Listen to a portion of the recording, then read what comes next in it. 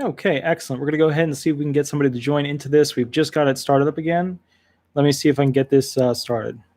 I just re-enabled it. Okay, good.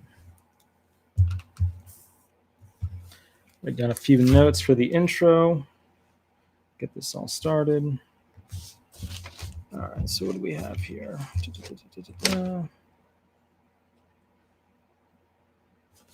Okay.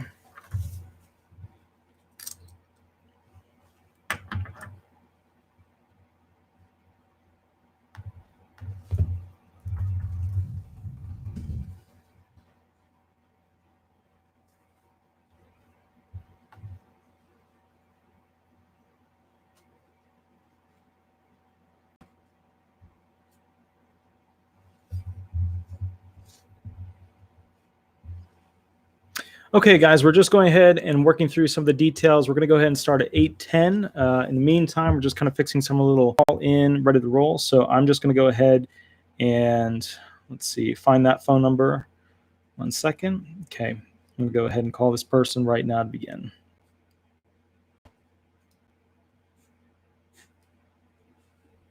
Let's see, is this working? Perfect, it's working. Okay, cool. Let's go ahead and begin. Now, what I'm going to be doing is answering phone calls directly through the headpiece, and then I'll move it over to the whatchamacallit, the speaker phone so that you can hear it.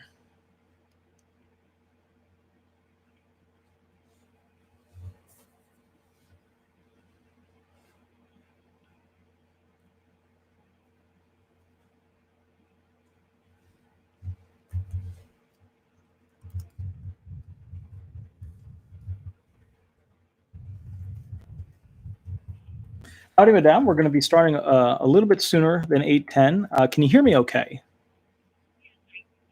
Perfect, perfect. Okay, I'm going to go ahead and switch you over to speakerphone. And here we go. Let me go ahead and give you the disclaimer. So first and foremost, if you have a representative, I don't know who that person is. Obviously, we're using a fake name for this call. Additional things, if you'd like to ask me questions while I'm going through the questions with you, that's fine. Just go ahead and jump in with them. Another detail is that there's no attorney-client relationship formed by doing this phone call, and the whole purpose of this is to go ahead and run questions as if you were in a Title II or Title 16 SSDI or SSI hearing. Are you ready to roll? Yes. Perfect. Madame, go ahead and state your fake name, your full fake name for the notes. Beyonce knows. Very good name. Excellent. Okay, date of birth, current age, and are you left or right-handed?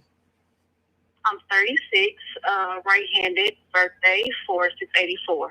Okay, excellent. Can you walk me through this? What do you believe is your most severe impairment? Inflammatory arthritis. Tell me, do you have any mental impairments? No. Okay, so the arthritis, when did it start? April of 2019. Okay, and was it severe at that point, or did it just start to become a problem at that point? It started to become a problem. Over the month, that's when it starts to get severe. Okay. So can you tell me, when did you apply for disability benefits? July of 2019. Okay. So walk me through this. Do you have any other impairments, physical impairments, that you believe are severe? Besides the arthritis is nothing else but the arthritis and some depression. Okay, some depression. So now, out of the depression and the arthritis, which do you feel is most severe? The inflammatory arthritis. Excellent. Okay. Now, help me out with this. I would imagine it's pretty bad, right? That's why you filed for disability benefits? Yes. Okay. How far do you think you could walk before you'd have to sit down or lay down?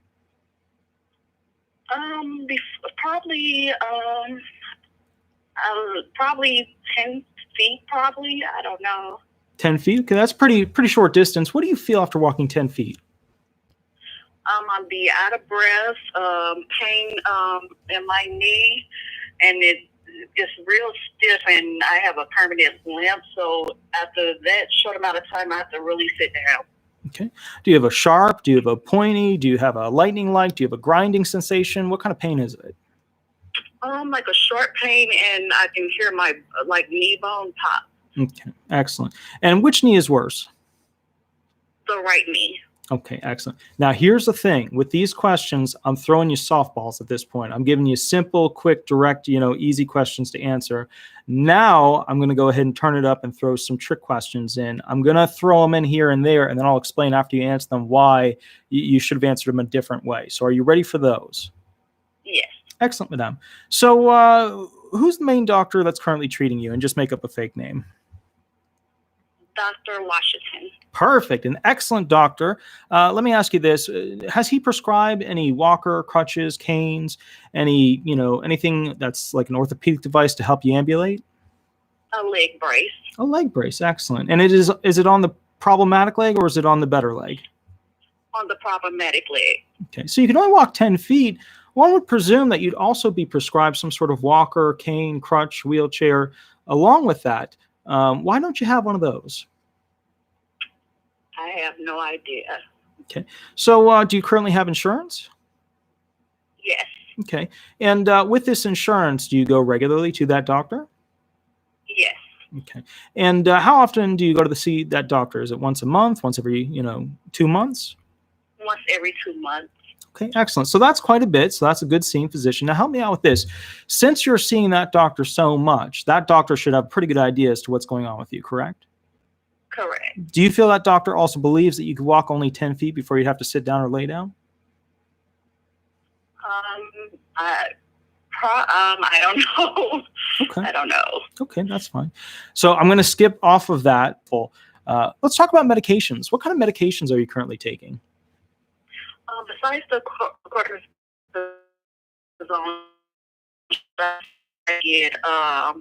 it's two I take. I don't know how to say them. It's one is something start with an M, and the other one is start with a P. And they both are for inflammation and if you have rheumatoid arthritis. Okay, excellent. Now walk me through this. So you're on these medications. You know probably what they're for, but what side effects do you get from each? Drowsiness. I have stomach pains, diarrhea, and that's pretty much it. I just be tired once I take them. Okay, so you're tired. All right, so a little quick throw in. You should have at least 2 side effects per medication. Diarrhea is a good one. It keeps you off task. Therefore, vocationally, you can't do a job in the national economy. The other thing that's really good is to say, you have a certain type of pain that in particular limits your ability to walk. So we haven't really gone into detail about, the structuring of how you said that pain and how it feels. You said your knee pops, but you didn't go through when you're walking, what happens. And we didn't go through if you were to continue walking, would you be able to go ahead and rest for 5 minutes and then continue walking and rest for 5 minutes and continue walking? A lot of the ALJs will trick people and they'll get them to say, well, I could walk this amount of feet and then I could rest. And then they never follow it up with, okay, but then after you rest, how many times could you repetitively do that motion, that 10 feet of walking thereafter? In your case, obviously, you're not going to make it through a full 8-hour workday doing the walking. I would assume. Is that correct? That's correct. Okay. So help me out with this. You've got these medications. Are these medications that you've been taking for a long time or just a short period of time? Just a short period of time. Okay. And that's because the illness has only started a short period of time ago, correct? The illness started in April 2019, but I just got on the medication 3 months ago. Mm-hmm. Okay. Now, help me out with this. So you're really building your claim at this point. So it would be correct to say that, the medications were given because it started to become more severe at that point in the beginning, April 2019. It was just starting to be kind of a moderate pain. Is that correct? That's correct. Okay, so watch out there because what I just did was I threw words into your mouth, which made you not have the alleged onset date you wanted. The alleged onset date is the date that basically allows an individual to claim that they were severely disabled at that point. I just put the word moderate into your testimony, and at that point, the judge can deny it based upon that because you were moderate when you claimed your initial filing date. Okay, good. So let's go ahead and talk about this. I'm going to, do a couple of more fun questions, then I'll throw a trick one in there. So do you drive? Do you have a driver's license? No, I don't. Okay. And can you walk me through, how do you get to the different medical appointments that you have? Uber or my sister. Okay. And they drive you? Yes. What kind of cars do they have? My sister has a truck Okay. and Uber different cars. Gotcha. What kind of a truck is it? I think it's a GMC. Mm-hmm. Okay. Is it a big truck? Is it 1,500, 2,500, 3,500? I have no idea. Okay. I would imagine it's a truck, so it's high off the ground, right? You have to. Yes. Okay. Well, yes, I have to hold on to something to get up in there. Okay, gotcha. So you just step up onto something and then you step into it, correct? Yes. Okay, cool. Excellent. So what I just did there was I put into your testimony that you can climb stairs without issue because you can get into a truck by climbing those steps, which are, separated a good amount of space. If you said a really small car, I'd have to change my testimony shaping to be, okay, she has to duck in, she has to hold, she has to grab. What does she have to do to be able to get into it? With a truck, it's all about steps. Can she climb up those steps to get into that truck? And then we'll go into the next following questions. Interesting. So walk me through this. When it comes to your ability to, go to your doctor's appointment, how far away is your doctor? Probably 10 or 15 minutes away. Mm-hmm. Okay, 10 to 15 minutes away. Let me ask you this. Now, normally I'd hit you with this question before we go into this because I want to go ahead and show that, if I were the judge, that you are giving two different statements. Statement one would be, well, ma'am, let me ask you this. How long do you think you could sit before you'd have to stand up or lay down? Okay, repeat that. How long do I have to sit before I stand up or lay down? Yeah, so let's say you've got a chair, you're sitting in the chair, you're watching TV, you're relaxing. And remember, I'm throwing words in there to make you think that it's a calm, seated, relaxed environment. So walk me through. You're just, you're sitting there, you're watching your favorite show, you're having a little bit of food. How long do you think you could sit before you'd have to stand up? Probably a couple of hours, maybe. Mm-hmm. Okay, a couple of hours. Okay, excellent. Mm-hmm. And while you're sitting, after a couple of hours, what happens?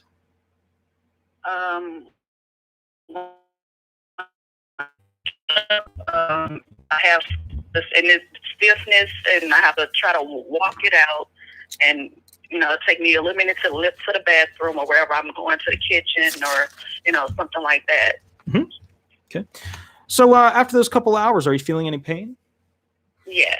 Now remember, a judge won't interject with that. A judge is not going to give you a softball. A judge is just going to write down no pain, you're fine, yada yada yada. Okay. So walk me through this. And I'm taking a few notes. And the reason why is I want to go ahead and go back to something later. I'm going to trick you with this. Let me ask you this. Do you live by yourself? Do you have a husband? Do you have a boyfriend? No. Okay. All right. Now, do you live on the first floor or the second floor? First floor. First floor. Okay. Understanding. So are there any steps in and out of the building in the front or the back of the where you live? It's a basement. Okay, it's a basement. So you have to walk downstairs to get into it, correct? You do. Okay. How many steps do you have to take to get down there? I have no idea. I know it's a lot, but I haven't been down there. Okay. And walk me through this. How long have you been, I'm assuming you've lived there for quite some time. Is that correct? That's correct. Okay. And are you currently working right now? No. Okay. So help me out with this. If you're not currently working, how are you affording to live there? My sister helps me out. Well, I stay with family, so my sister, helps me out with things. Also, last year when I was trying to work with the illness, I had a 401k plan which when I couldn't work anymore, I just took that money out. Mm-hmm. Okay, gotcha. So now here's the thing. I'm going to throw this in. Judges won't because I'm a little bit worried about your claim at the moment with this particular thing. You were working, but I'm sure, did you file for both programs, SSI and SSDI? After I stopped working, yes. Say it again? After I stopped working, I did apply for SSDI and SSI. Okay, excellent. All right, so here's the kicker. If you are receiving benefits from a friend, a family member, anybody, could be a room to stay in, could be money for rent, could be $150 from grandma, whatever. If you do not have a loan agreement to repay that person, then those months that you could potentially get SSI, and even if you go on SSDI, you can still get some SSI months in the very beginning. It's a little trick that we use because for SSDI, the first 5 months don't count. For SSI, only the first month doesn't count. So you get an additional 4 months there. It's a more money, tactic. If you don't have a loan agreement with that person, then they get to cut down your benefits for each month that you're waiting for SSI benefits by 1/3. So imagine that 783 getting down to around 500 and something. Okay. So just something to keep in mind. So Madame, do you have a loan agreement with this other individual, with this sister of yours? No. Okay. Can you tell me, walk me through, she pays, now I'm going to dig in on you. Who pays for the food? I get food stamps. And what are the food stamps? The amount Mm-hmm. of $6.46. $6.46. Okay, so I'm assuming you have children there as well? Yes. Okay, how many children do you have? 3. Are any of them receiving disability benefits? No. Okay, and how old is the youngest child? 2 years old. 2 years old. That's good. That clears the whole April 2019 situation. Because if we were talking 1-year-old, then we'd have a problem because we're in April. And then the question would become, how severe was she in order to have a child? You know, that's a trick question they use. All right, let me ask you this. So do you have any difficulty with, for example, you know, cooking, cleaning, doing laundry, or, you know, paying bills? Paying bills, I can pay my own bills. Cooking, I really don't do too much of hard cooking where I have to stand up for a long period of time. Mm-hmm. I just do like microwave, oven, or something quick to get me out the kitchen and sit down. Okay. All right. So use the phrase long period of time. Stay away from long period of time, a while, a this or that. Always go with specific number amounts. For time, it's minutes. For, you know, distance, it's feet, meters, yards, stuff like that. So walk me through again. So why would you have a difficult time with cooking? Leg, my ankle swells up. My right hand swells up, and it's also crooked with some cysts in there. So it's hard for me to even just do too much of anything. So everything has to be at least. What about lifting heavy pots and pans? What about having to leave things open? What about forgetting to complete things? What about not being able to follow full recipes? Things like that. So, man, walk me through this. Why would you have a tough time cooking? A tough time cooking, like it's hard. I can't lift heavy pots or pans. Recipes, I probably will get the first 2 steps once I get to just grabbing what I need. And everything just has to be fast paced because I have to just sit down because if not, I will swell up like a balloon. Where will you swell up? In my hands, ankles, and my legs. Every time? Every time. Like right now, as I'm talking to you, because I was moving around, Sure. Fixing my 2-year-old some dinner, and like I have inflammation in my left leg, and remember that's not the main leg that was affected at first, and my left ankle is swelled up. Okay, excellent. Okay. So if you have swelling, is it a long period of time that it occurs where you're going to have it for 30 minutes, or is it something where it just lasts for a short period of time? And remember, I'm tricking you. I'm giving you a bad answer. 30 minutes is not a long period of time. So give me a longer period of time. How long the inflammation lasts, or how long I'm standing? How long the inflammation lasts? Oh, the inflammation probably lasts a few days. Mm-hmm. And that's when I have a pillow propped up under my legs with ice packs and take my medication. Okay, excellent. All right, I'm going to go back to the original trick question. Ma'am, can you walk me through, do you have any difficulty, and this is one that happens at the Orlando hearing office all the time. It's a trick. We call it the category dump trick question. I had it about 2 weeks ago, dumped on my claimant. My claimant knew how to deal with it. I'm going to give you a little answer to the trick to this one. That way you can kind of move forward and do a really good job on it. When I give you a category, cooking, cleaning, laundry, or paying bills, you have to be able to show with each and every single category why you can't do those. And you have to be detail oriented specifically with your impairments, because each one of those categories represents a job, a vocation that you could potentially do. Like cooking, you could be a chef. Cleaning, you could be somebody that's a cleaner at a hotel, motel, whatever. Laundry, laundromat. Paying bills, accountant, things like that. You know, maybe not at the full accountant level, but you can be an assistant. So, man, walk me through this. Do you think you could go ahead and, you know, you don't have any issues, right, with cooking, cleaning, laundry, or paying bills, right? I do have issue with those things. And walk me through them. Okay, and with the cleaning, I probably can just pick up a couple of items behind my 2-year-old, and other than that, I cannot bend, I cannot kneel, even try to reach for things. It's hard. Cooking, I probably can last probably 15 minutes because anything longer, spending in the kitchen trying to probably fry some chicken is not in my book anymore because I would have inflammation everywhere and short pain everywhere. Laundry, I have my 16-year-old does that. She helps me out with that. And paying bills, I have no problem paying bills. Not even with the depression? You don't put it off? It gets put off if I'm. Oh my goodness. You're doing really well, by the way. Like, I know Beyonce is the name we're going with, but you are really doing well.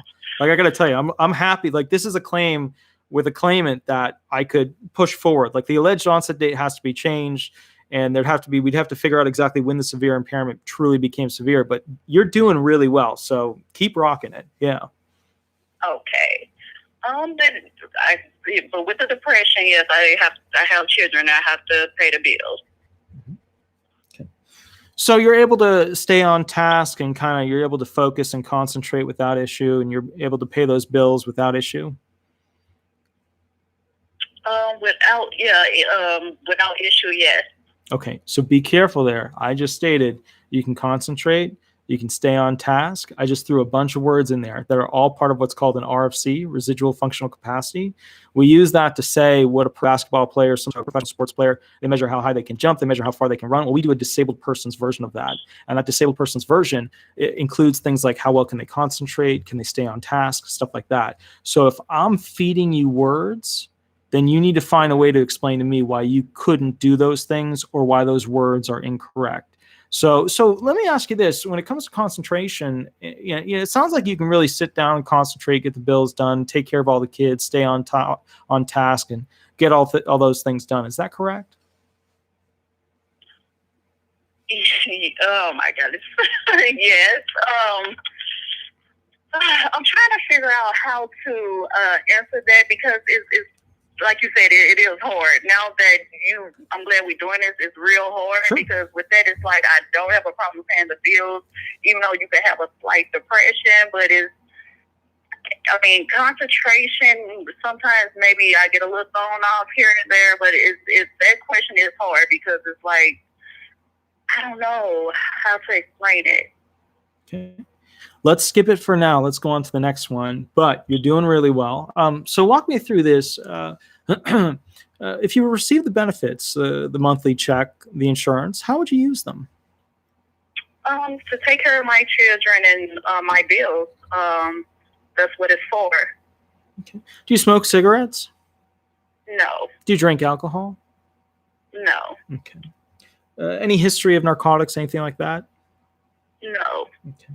Talk to me about your daily activities. What do you do on a daily, basis? I know you're taking care of your 3 children, but walk me through, morning, middle of the day, and at night. When I wake up, it takes me a minute to get out the bed. First of all, I wake up, just go in the restroom, take a shower, make sure my 2-year-old, because she's right behind me, the next 10 or 15 minutes she's behind me. Make sure she's dressed.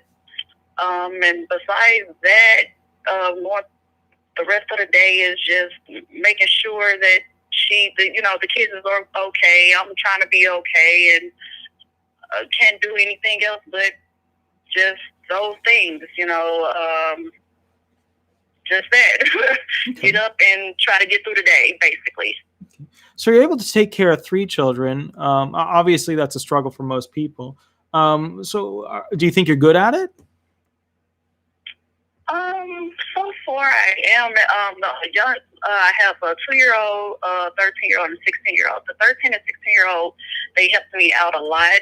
Mainly, I can just tell them what to do, and they do it. And the 2-year-old is the one I have to really try to get settled because at 2 years old, they're all over the place, and it's hard. Sure. With my condition.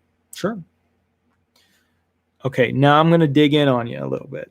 So I'm just giving you a heads up. I'm going to beat you up a little bit. I love you. I love Beyonce. I love your music for a long time. I love the movies you made. I got to tell you, I'm a big fan. I'm going to dig in on you a little bit. And this is the part where you're going to be sitting there going, oof, I don't have a good answer for that. That's okay. That's why we're doing this. So you've got these 3 children, right? Which ones are in school? Right now, none because of the virus. But but the 13 and the 16-year-old. The 13 and the 16-year-old. Excellent. What grades are they currently in? The 13-year-old is in the 7th grade, and the 16-year-old is a junior. Okay, 7th grade and the junior. I'm assuming, can the older child drive yet or no? No. Okay, so you drive the children, I'm assuming. No. Okay, who does? No one. They ride buses. They ride buses. Okay, and I'm assuming you help get them up in the morning, things like that. They know how they. Well, the 13 and 16-year-old know how to get up. They have a alarm set, so they basically know how to get up for school on their own. Okay. Who cooks their meals?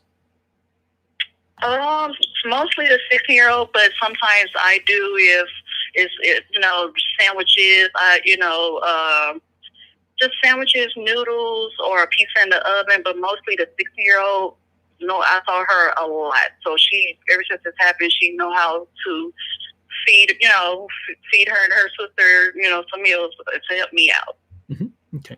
So walk me through this. So what's the more complex?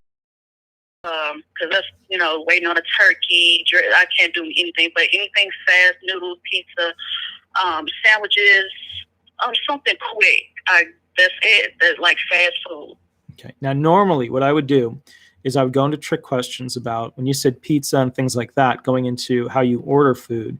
And then the trick question would resolve with, well, how do you order food, like from Domino's or Pizza Hut or whatever, when specifically you said you get food stamps for $643. I'm not going to go into that because that's a cheap, easy shot. I'm going to go on to the tougher ones now. So you're saying that they know how to basically go to school. Do they do any sports or any activities? No. No, not a basketball, not a soccer, lacrosse, anything like that? No. Okay. So what do they do for fun? They like video games. For fun, probably just dress up in just video games, internet stuff, what kids do. Okay. Now let me ask you this. Do you have any, what's the highest level of education that you have? I graduated out of high school. Any college, any special licenses, permits, or allowances? Well, the school that I was supposed to have got my associate's degree in, I don't know if my state even claiming it because I got it back in 2011 and the school closed down, and I haven't worked in that field. I got the certificate. Okay. And tell me about the certificate. It was for medical assistant. Okay. Medical assistant. Why didn't you go into that field? Because it was hard. You had to pay at that time. I was a little younger. I didn't have I think it was $200 or $300 to pay for your license, and then you had to, try to find. Also have a GED. Did you ever take any, classes that were at a library or anything like that? No. Okay, understood. So walk me through this. People when they work, usually they're parts of clubs, unions, groups, things like that. Are you currently, or have you been within the past 5 years a part of any clubs or unions, whether for recreational or professional purposes? No. Okay. So what's a current hobby that you like to enjoy? Right now, nothing. I used to love to go out dancing and things like that, but I haven't been doing that for the past year. Okay. So just the past year has been a problem for you. When was the last time you did it? Probably before I hurt my leg. Okay, gotcha. And you said that you also have some depression. So are you still talking to the same people that you used to be talking to? Do I still talk to the same people I used to talk to? Yeah. Not really. Okay. Probably just my sister is the only person because she understands me. But anybody else, I haven't talked or dealt with people in a while. Okay. So you're not very social, correct? Correct. Okay. Do you have a laptop, a computer? Do you know how to use a computer? Yes, I do. Okay, gotcha. So you're not very do you have a Facebook account? I do. Do you have a Twitter account? No. Do you have a LinkedIn account? No. Okay. On the Facebook account, when was the last time that you logged in? Probably around Christmas, maybe. Okay, so it's been a while. Well, what were you doing? Were you playing video games on it? Were you talking to friends? What were you doing? Just looking at pictures of what people post. Okay, excellent. Tell me about your sleep cycle. When you go to bed, are you able to fall asleep? Are you able to wake up on time? How does that work? No, my doctor prescribed me some Tylenol PMs because it takes a while for me to try to fall asleep or stay asleep. I be up and down, and so he prescribed Tylenol PM to, so I can try to sleep through the night. Okay, understood. All right, now walk me through this. When you wake up, you try to sleep. I'm sure you're feeling pains and things like that with your arthritis. Can you tell me what kind of pain do you usually feel? Short pain in my leg, and especially in the morning, my leg is real stiff, and it's hard for me to walk. Okay. So, correct me if I'm wrong. When you say you hang on to things, what kind of thing do you hang on to? How my bed set up is a window. When I touched it to lift off the bed, so as I'm walking to bed, I have a dresser right there, and the door is right, like next to the dresser, and the bathroom is right by the door. Okay, understood. So you're able to walk up and down those steps. I'm assuming you leave the house at least once a day. Is that correct? I don't walk up and down steps. No. What about to get into the apartment? I'm on the lower level, so I can just walk straight in. Okay. Before you said it was a basement. Why is it now a lower level? You say why it's a basement in the lower level? Yeah, you talked about it being a basement. Yes, I have a basement is in the lower level. Okay, understood. When you're getting ready in the morning, any difficulty with getting dressed? It takes time to put on my pants, shoes. I have because it's hard. Like I can't even wear UGG boots anymore because the way the knee, I can feel that rubbing or something in there going wrong. I don't know, but I can feel that pain when I'm trying to put on boots or anything, so I don't wear those anymore. So I have on those slip-on shoes. So it takes time, and I just have on slip-on shoes because other than that, I have pain if I try to wear anything like Uggs or any other regular tennis shoes, basically. Okay, next. All right, you're doing a much better job answering now because you're going into the type of orthopedic shoe that you would need to utilize because you can't actually use traditional shoes that you used to be able to wear. Excellent. Going into how you're unable to walk with that would be very strong. Tying it to a specific story about how something happened that changed you over to these shoes would be very good. Do you have any questions for me before I kind of give you a wrap up on some of the things that I noticed? Actually, I don't, because I'm listening to you as you ask the questions and everything. So you are preparing me because I'm nervous with you, but Sure. I do have to get ready. Perfect. Okay, things that I noticed. I didn't go into transportation a lot. I could have really dug in there because that's where, they take me on a truck, they take me with an Uber. The Uber thing, I'm going to want to know where the money's coming from. I'm going to try and, follow that up and then go after you with, well, who's providing that? What relation are they to you? Yada, yada. Do you have a loan agreement with them? The whole truck thing with getting up high with steps. You said you could sit for 3 hours. That's a really long time because guess what? They're going to try and push you into a 6 to 8 sedentary-based job with that type of sitting capability. So you have to be careful with that. The whole split on that is 6 out of 8 you're sitting, 2 out of 8 you're going to be standing or walking. But if somebody's talking about sitting for 3 hours, there's breaks in between that job. So they could go ahead and say, well, if she takes a break, then she could go ahead and continue to sit, yada, yada. So boom, they'll start giving you sedentary jobs. Now, how old were you again? Walk me through that. 36. So we have no grid options on the table. There's no statute that's going to help you with grid options. The 45 to 50, 50 to 55, 55 to 60, 60 to 65, and none of those are going to be applicable. So right off the bat, I know that A, you have, you're 36 years old, which means you're under 45, which is where the grids start to help, which means any job any job is on the table, which means that step 5, element 5 of the 5-step sequential process, I can pick medium work, light work, heavy work, very heavy work, any job in the national economy or in the DOT, which is the Dictionary of Occupational Titles. That's what they draw from, all the different jobs that exist in the country. So any job exists that you could potentially do. So what I'm going to, as a judge, look to is, okay, can she do her past relevant work? Maybe, possibly, was any of it sedentary because she could sit for 3 hours. Then I'm going to go into, well, she had that swelling, but she doesn't get it all the time. Is it in the medical record? Maybe she talks about it with the doctor, maybe she doesn't. But if it's not in the medical record, I'm going to go ahead and say, no, I'm not limiting my hypo question to the VE, the vocational expert, because I know that if she didn't go to the doctor with some sort of swelling issue, then I can go ahead and validate it in my ALJ decision that she's able to sit for that extended period. All right. Next thing I want to go into, when it came to medications, you've got to have a list ready and memorized. You've got to know what your meds are, what they're for, and what side effects are basically applicable to you. We didn't go through environmental restrictions, which are things in the environment that you might, you might come into contact with. Like, if you go with that, I'm probably going to pop over to the next claimant. Do you have any other questions before I pop off the phone?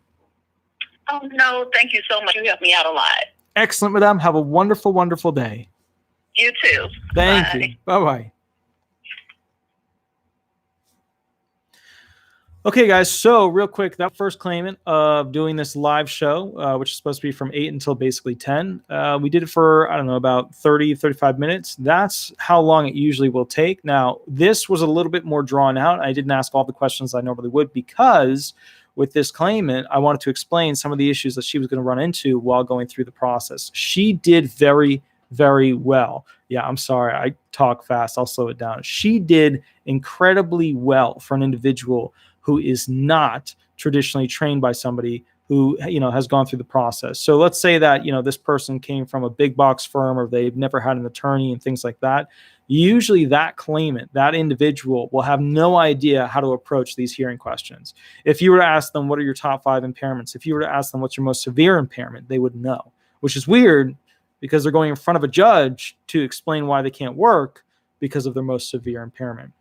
Is SSDI still doing medical reviews? So medical reviews in the sense of CEs? No, they're not doing CEs, but they still are doing MDIs, which are basically where they go ahead and apportion whether or not the impairments you have are severe versus not severe. They then link them into categories of being primary, secondary, and then other for all the other categories.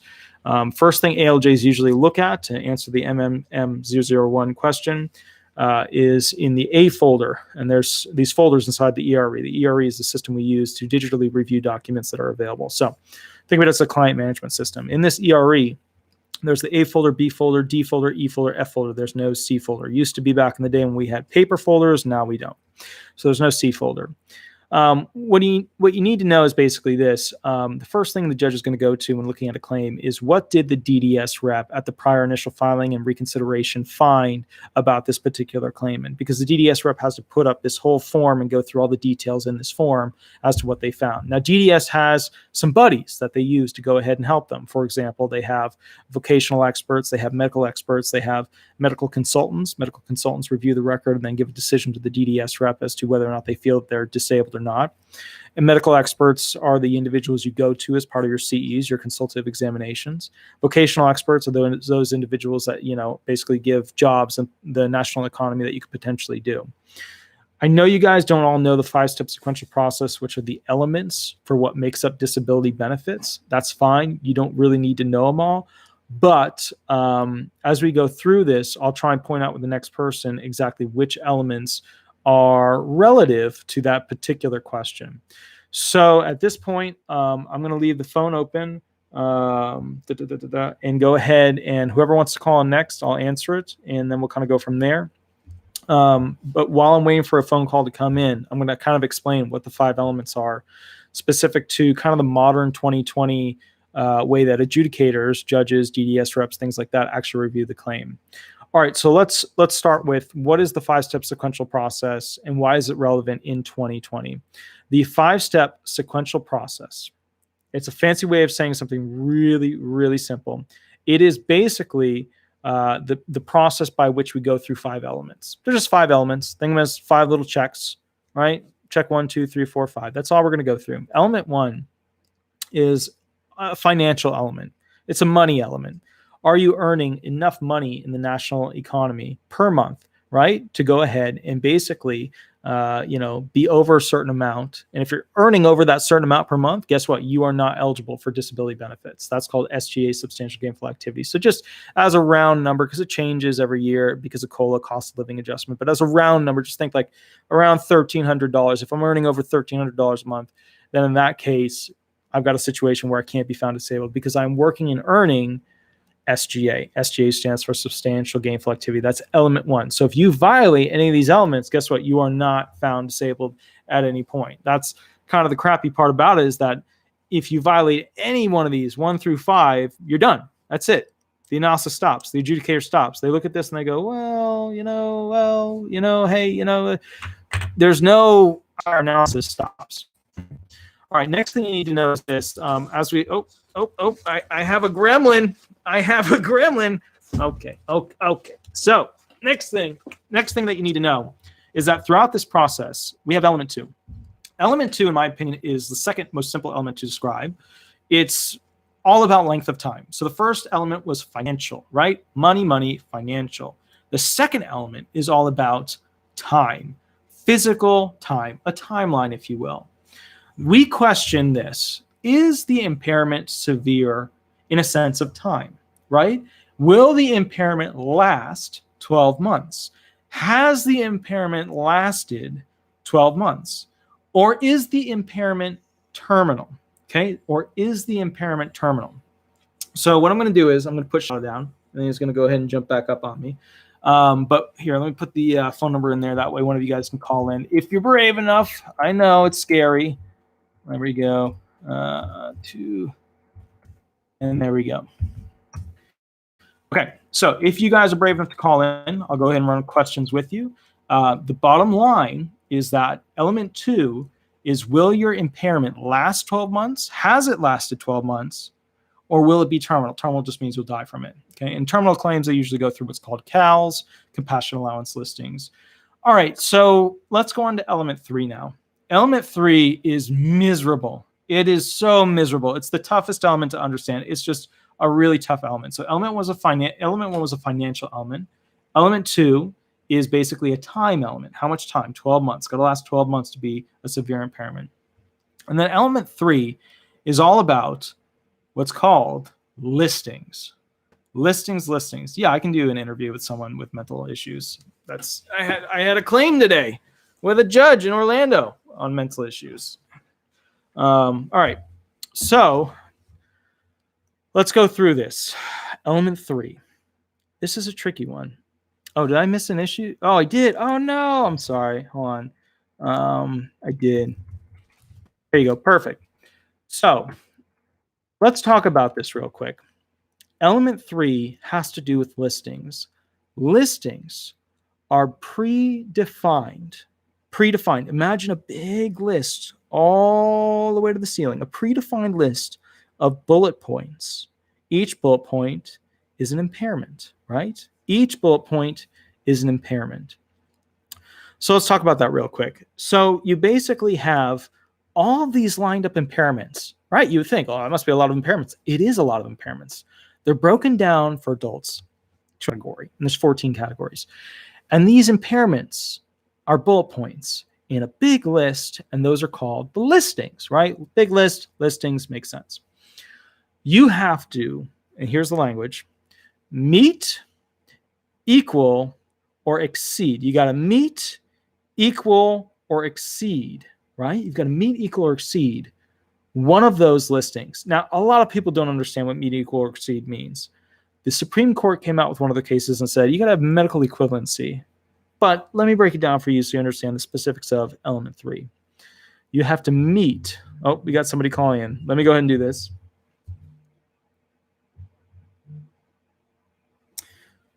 Hi, this is Attorney Walter Hnot. How can I help? Oh. Hi, this is Attorney Walter Hnot. How can I help you?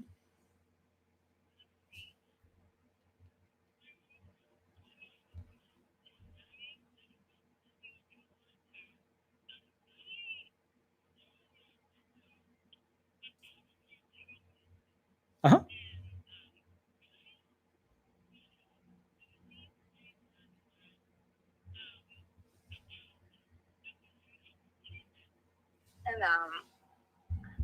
I was surprised because on the months they had listed as overpaid was months where I was in fact owed payment and paid due to the tendencies of cutting off my SSI income. Sure. Like, they would cut it off and I would never know. And okay. So, I have this problem. Okay, so real quick, you're live on YouTube, and what I want to do is go through with you just the basics, so I can answer this question. I know it's not running the hearing questions, but I can do it really quickly if the YouTube community is okay with that. This is an overpayment type claim, ma'am. Are you okay with me answering this question through YouTube? Yes. Okay, perfect. So first thing you need to know about overpayments is that at some point they overpaid because either you screwed up and didn't tell them something, or they screwed up and didn't realize something. So what is the total amount that they're claiming that you were overpaid? They said I claimed $2,300. 30,000, 50,000. Some of them are $100,000. They're really, really big amounts. So I get hired to fix like the over 30,000, maybe 20,000. I get hired to fix those really, really big overpayments. If you're talking about $300, you can go ahead and request that they'll actually waive that, and they will almost always waive that 1,000 or less amount. So let me give you the form. You're going to Google it, print it out, and then go ahead. And if you can't do it here, do it somewhere else, or yada yada. I can always mail it to you if you don't have it. That's fine. The SSA 632 form. It's called the SSA 632 form. So the SSA 632 form is the waiver of overpayment form. Pretty much if it's under $1,000, the SSA will just go ahead and waive it because it's not worth your time. It's not worth their time. It's not worth the paperwork's time to go ahead and battle you over $300 something. You're going to go ahead and write down on that 632 form a bunch of things. Why you feel that you shouldn't have to pay it back, why you feel the overpayment occurred and it wasn't your fault, and basically administrative details like name, social, phone number, birthday, blah, blah, blah, all that stuff. As you do this, they'll review it. And the whole idea is that, do you know why they're claiming that you have an overpayment? First, with regard to correct, it was $2K. I don't know if you got that, but okay. I believe they think I owe them because I was going through an appeal process, and I was trying to get my appeal through, and I was calling them, but I guess I don't know what happened there. Okay. So I guess they let my appeal pass. Okay, so you went past the 60 days. You're at this point where you're like, okay, what do I do? I'd like you to write down this statute. It is the I-2, I as in igloo, I-2-1-40, subsection. Oh, no, actually, no, you're going to need the 404 in this. No, let's do this one. It's 404.911. Again, 404.911. Just write that one down. And when you Google it, put SSA 404.911. 404.911 extends the 60 days in which you have to go ahead and file an appeal, so long as you have excusable negligence. What they call it in the non-legal world is good cause, as long as you have good cause. And 404.911, and there's a few other statutes that go into, will actually go through step by step what they consider to be good cause. So if you requested something from them anywhere throughout that process, you get additional time from that point forward. If you never receive the documentation from them, that would be considered, for example, good cause. So what do I mean by that? You've got to show that you, in good faith, tried to appeal in a proper amount of time within that 60 days. Remember, it's not just 60 days, it's 60 days plus 5 days mailing. That's what you're given by statute, so 65 days. Once you get past that whole appeal issue, right, you're also going to want to, and that's where you'll submit your 561 and your 3441 form. What you'll do at that point is you'll go ahead, and that's 561, 3441. What you'll do is you'll also submit a 632 form where you'll explain that you would like this overpayment to be waived. And the reason for that is that you believe you were not in error for the overpayment to begin with. Now, let's call it like it is. You're not sitting there doing accounting, trying to figure things out. Were you working at any point when you received this overpayment? I was working. Mm-hmm. Yes. Okay. And okay, so now the way it works is, how many months have you worked since you were found disabled? I've been working since, I would say, 2018. Mm-hmm. Okay, gotcha. So 2018. So if you're working, first $85 doesn't count for SSI purposes, Title 16. So $85, first 85 you earn, doesn't count. Then we go to the next thing. Okay, so when you were working, how much were you earning about per month? Per month, I would say about 8,000 and something. About $8. Okay, but per month, what do you think you earned? That'll tell me kind of how many hours you had and, you know, things like that.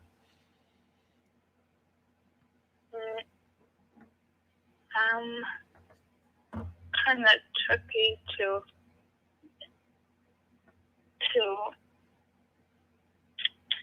I would see 1,600. I would check.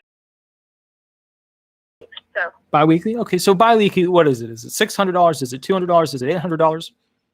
it would get about 400. About $400?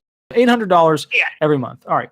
So let's do some quick math. Do you have a calculator present? Because I want to show you how to do this. That way you understand how to do it in the future. Just 1 moment. Sure.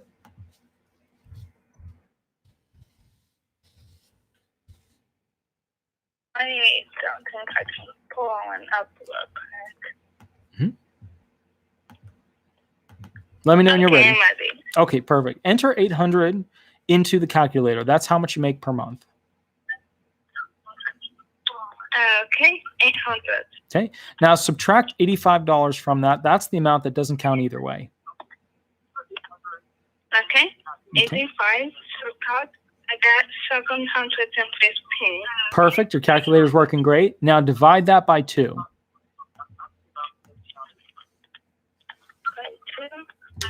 Okay, 757. Okay, so if you divide that by 2, what you should end up with is $357.50. Now, $357.50 is pretty much what they're saying that you were overpaid, because for every $2 you earn past that $85, $1 is taken away from your benefits, right? So $1 is taken away from your benefits. So that situation is you're basically being overpaid $357.50 each month. And that's why they're saying, okay, it probably equated to a couple of grand thereafter after so many months of doing that. But that's what they're saying you owe. Now, here's the thing. Here's how you can fix this. First and foremost, I want you to call the local field office and request to be put into a ticket to work program. So write down call local field office. We call it an FO, just, for you, call the field office. Perfect. Request that they start you on a ticket to work program. Request that they start you on what's called a ticket to work program. Okay. Okay.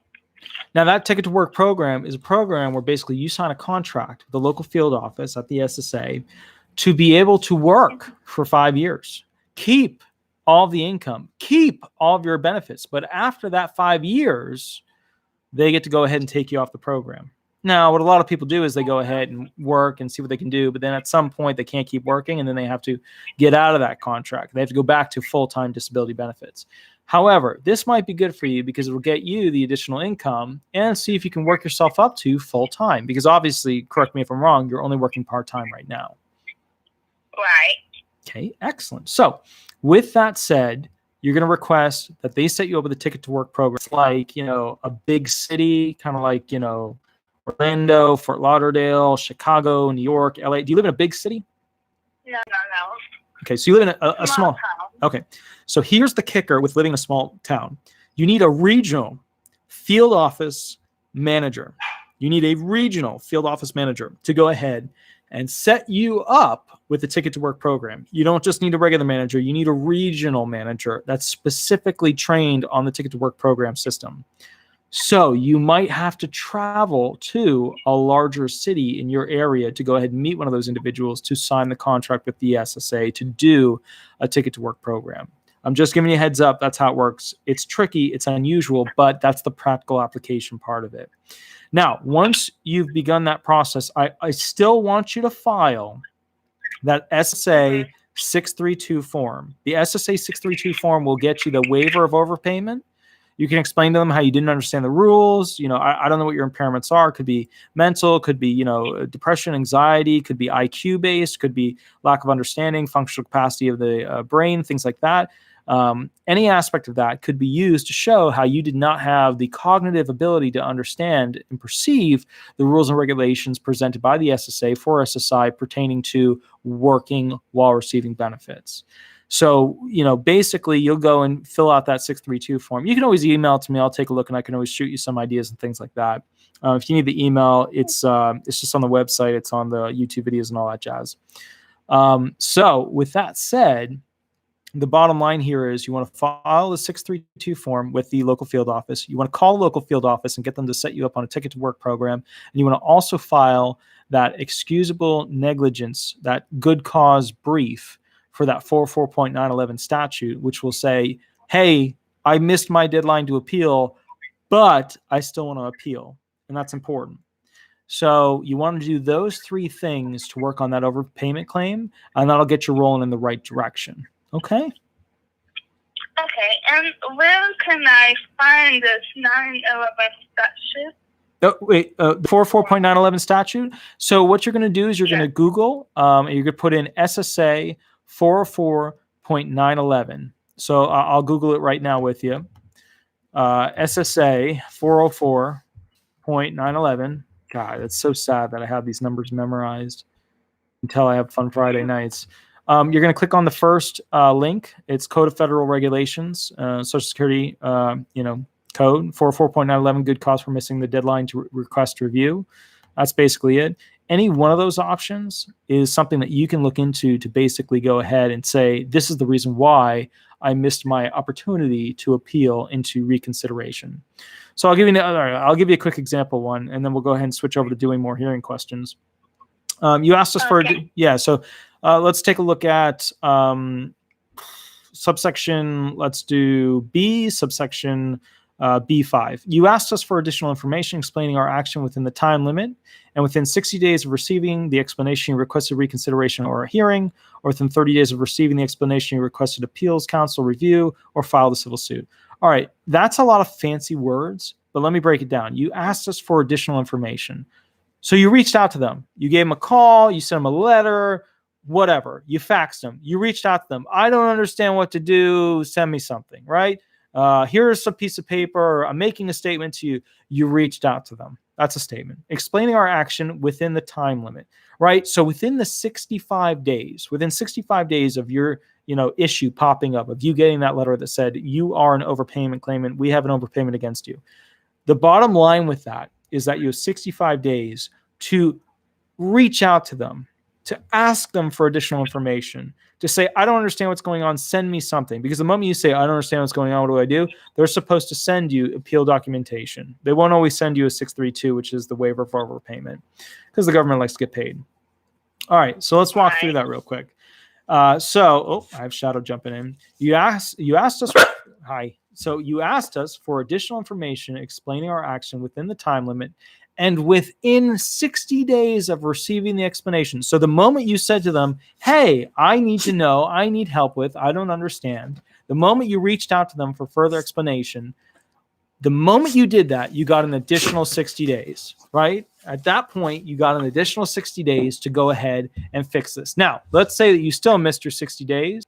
You've got the beginning of that 60 days, right? You're looking at that little timeline, that beginning of the 60 days. Past that initial line that you made, you could spread it all the way to opening it up to be that far. And then anywhere in there, you can claim that you should be able to appeal. Oh. Yep. That's it. That's how it works. That's how it works. Like, oh no, I missed my appeal deadline. Call 911 because 404.9. On the video about overpayment, you said that they will take I don't know if you said they would take money of your paycheck to pay the overpayment. So what you can do is you can request that they go ahead and do what's called payment plan. That's where they take, you could say $10, $50, $100, whatever, off of your disability benefits each month. But remember, if you're still working, if you're still continuing to work, then that means you're still going to continue to accrue that overpayment of $357.50 for 5 years of working and disability benefits. But then after those 5 years, they expect you to be working full time and get off the program, or go ahead and just go and not work and just be disabled. Right. Okay. Because currently I'm not working, so I think. Yeah, then in that case, I do the 632 waiver of overpayment. Explain why you did not have the cognitive reasoning to go ahead and complete the task to understand the Social Security statutes. If you missed the appeal deadline, I'd extend it using the 404.911 statutes. File your 3 full day. You too. Bye. Thank you. Bye-bye. Okay, guys. So let me see here. Guys, I know it's a little bit laggy for a lot of you guys. What I'm going to do is I'm going to go in here and shut off some of the auxiliary systems that we have borrowing internet, because we're only 100, whatchamacallit. Let's see. Hold on. Let me get this actually going. That way I can kill some of these systems. Let's see. Okay, perfect. So what we were talking about was element 3 before. I'm going to go ahead and do a quick wrap up as well. But let me turn some of these systems off so that we can go ahead and get some better internet. Let's see. Device.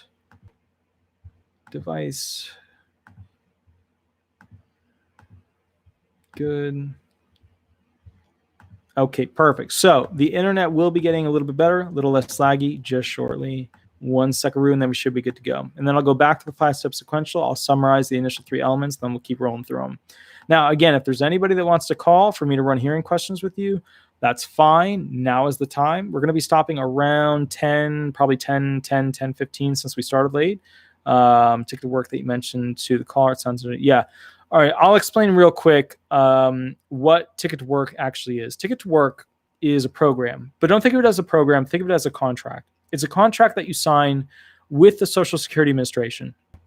And you have to sign it with a higher up person at a local FO, and FO is a field office. So when you think of your SSA and like the big building, not the hearing building, and I can't tell you where the DDS live, but well, not live, but they hang out. Well, they would work, But basically the big building that you go to, the big building where they go ahead and do all the hub stuff for, hey, I need to update my contact info. Hey, I need to file for this. And blah, blah, blah. That is your local field office. There's a bunch of them all over the place. There's more field. One of those really big, we usually have what's called a regional rep. And the regional rep is a higher up manager that can go ahead and sign a contract with you. And that contract allows you to work for 5 years and keep your disability benefits and also keep the money that you earn while working. Now, for SSI claimants, the way it works is that a lot of people will get overpayments if they go to work because they'll go ahead and earn over the $85, which is free every month. You can earn that much every month and not have it count against you. And then basically every $2 over that you earn, $1 is taken away from your disability benefits. So basically whatever money is left over, you just divide it by 2, and that's how much is going to be taken away from your benefits. That's how much of an overpayment you're going to get per month. And then it builds and builds and builds and builds. A lot of you guys sit there and they go, how the heck do they know? I don't understand. It's because the SSA talks to the IRS every single day. The IRS sends to the SSA the following documents. They are called the detailed earnings query, the summary earnings query, the new hire query, and then sometimes there's another document that basically goes into more of the quarters of coverage analysis as to what you earn. That's your certified query. So let's talk about that real quick. Since the IRS talks to the SSA all the time, they know what you're earning, so long as it's over the table. And if you're a person of interest, and I've had a few of these claimants where I get a phone call from, the IRS or the Social Security Administration or the Department of Defense, I even had one from the FBI specifically about a claimant I was representing and how they were currently working and yada, yada. Of course, my usual answer is prove it. What proof do you have? And then, of course, we begin the back and forth, yada, yada, yada. So bottom line is, though, they know. They usually have a very good idea if you are working over the table. They don't always have a very good idea if you are earning under the table. Some of you guys out there know that there are people doing disability benefits and receiving them. They're earning $100,000 working somewhere else. Those are the ones that they're usually going after. Okay, not the person that's doing a little side gig that's making, maybe 10 grand a year from the side gig. But they do go after those people from time to time. So this Ticket to Work program, you get 5 years, right? It's a contract with the SSA to keep your disability benefits and keep whatever money you're earning. That's a pretty good deal. Now, after the 5 years, they expect you to go ahead and transfer over to full-time and no longer need to be on the disability program. So let's talk about this real quick. At that point, they basically expect you to go full-time. And the reason why is this is called the carrot system, right? So sometimes you have the whip, sometimes you have the carrot. The whip is you basically get kicked off the program because you're doing something wrong. The carrot is we want you to get back into the work environment. We want you to work and get off the disability benefits. We don't want this to be a thing where you have to, live on it and stay on it just because you're in a situation where, you don't know anything else. They want you to go out there and get trained to do some sort of vocational track. This is the carrot program to get you off of their program so that you can go ahead and work, pay taxes, and be, a successful part of society. So that's basically what the Ticket to Work program is. It's a great program, except for the fact that, to be fair, it takes higher up SSA people to go ahead and contract with you. But the reason they do that is because you have to understand the elements, the requirements, the parts of the contract that you have to stick with. So this cannot be an individual that, won't sit there and read it and just say, Sam, whatever, da, da, da. This has to be a person that's willing to sit there and understand the schedule that's applied with this contract. Okay, guys, I'm going to go back to the 5-step sequential process. When somebody else calls, I can go ahead and run hearing questions with them. Any additional questions that you guys have, totally fine. Looks like we're doing pretty good. Looks like we got 25 people, 23 people, or whatever in the room. We're now at an hour, 10 minutes. We're going to go to about 10, and then we're going to close up shop, and then I get to actually write another brief. So that's for a claimant that's about a month and a half from now. All right, so we went through the initial element 1 of the 5-step sequential process. Element 1 is the money element. Are you earning too much money? Now we're going to go through element 2, which is the whole timeline element, right? So what that means is, okay, let's think about this. Will the impairment last 12 months? Has it already lasted 12 months, or will it be terminal? The reasoning for element 2 is that if you have a disability or an impairment, right, and it's not going to last for 12 months, then they don't consider it severe. So let's say that you were in a car accident, right, and a lot of those things that you within a 12-month period, then that's not a severe impairment. If it's not a severe impairment, then guess what? Right then and there, the whole analysis stops. I know what you're thinking. Well, that's not really fair because my impairment could potentially go ahead in that amount of time. Usually what we'll do in that instance is we'll work our way to try and negotiate a closed period of allowance. Okay. All right. Element 1, the money element. Element 2, the timeline element, right? So earning less than $1,300 a month. Element 2, it's got to last 12 months, has lasted 12 months, or it'll be terminal as an impairment. Element 3. Let's go ahead and begin. Element 3 is that whole listing of elements, right? A bunch of bullet points all the way from the ground to the ceiling of all of the impairments that exist in the national economy. Now, what do I mean by that?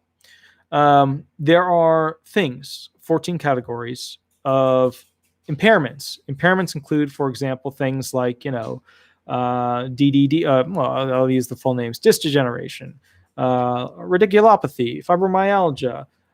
They include things like, anxiety, depression, panic attacks, schizoaffective disorder, PTSD, IQ limitations, cognitive limitations, the affective disorder limitations. Those are a bunch of mental ones.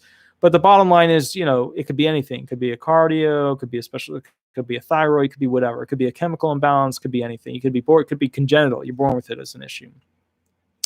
So what do I mean by this? That means they have all of these bullet points of predefined impairments. And you have to be as bad as one, more severe than one, or the equivalent of it, right? You are it, right? That's the equivalent of it. So what the actual statute language is, you have to meet it, equal it, or be worse than it. Meet it. You have to, with this predefined list of disabilities, you have to be as bad as it, right? You have to basically be something else that's as bad as it. Equal it, right? You are it. You're just as bad as it. You are that thing. Oh, we got somebody from Mexico. Let me see if this, hold on, let me see how this. Hi, this is Attorney Walter Hnot. Oh, I forgot. Oh, I guess the thing didn't go through. Somebody just called in, but I didn't hit the button fast enough. But either way, you can always call back, and then I'll go ahead and go through it. So let's go ahead and go through that. So you've got this predefined list of all these listings, right? And basically, element 3 is, do you meet, equal, or exceed these listings? Okay. Element 3, meet. You're as bad as it. Equal, you are it. Or you exceed, you're worse than it. So if you meet, equal, or exceed one of these listings, you're found disabled right there. That's the trick magic door. You know, you have like Chutes and Ladders as a video game, or not a video game, but a board game. God, a video game. Let's call it. If you have Chutes and Ladders as a board game, that means that at that point, you got the ladder, you win, you're done. You only go to element 3. That's the fast track way to be found disabled other than CALS. So you have element 1, element 2, element 3. If you can meet, equal, or exceed one of those predefined impairments, boom, you're found disabled right then and there. Good deal. Here you go. Okay, so let's talk about element 4. Oh, actually, no, we have to go through part 2 of element 3. So element 3 is such a pain in the butt. I really hate it. I've never loved it. It's the hardest part to brief. That's why, because I can't be a lazy briefer. I got to spend a lot of time finding all that stuff. Element 3 is a part 2. Part 2 is an RFC analysis. That's where we're going to look at what the claimant can do. Walking, standing, pushing, pulling, crouching, stooping, kneeling, remembering, focusing, concentrating, completing tasks, getting along with others, dealing with bosses, dealing with... We do all these things to see what you could do and what you can't do. You know how, like, when you read those forms, those RFC forms, there will be people that basically, like, you know, the doctors will say, oh, there's no issue. There's mild issue. Oh, my thumb just moves there. There's a moderate issue. There's a severe issue. And there's the extreme issue, right? This is the so you've got no issue, right? So I have no impairment, no issue, no problem, no limitation, no blah, blah, blah. That just means in that case that basically you don't have any issues at all. You're going to be totally fine. You're going to be totally good. No issue just means you're good. There's no problem, you know? I don't have any hearing issue. I don't have tinnitus, right? I don't have tinnitus. I don't have difficult. I don't have any of that stuff. So I can hear with no, right? But now let's say that you have a ring in the ear. It's mild. It's not that bad. You can still go to work, do stuff. Everything's fine. Moderate. Some days it's kind of problematic. Severe. It's problematic all the time. Extreme. It's causing other functional limitations that limit your ability to even, you know, at times talk, communicate with others, things like that. So here's whatchamacallit. Let's see. Okay. So here's what this means. It means that on this level, right? So you have no impairment, mild impairment, moderate impairment, severe impairment. Now remember, in the medical community, they call severe marked.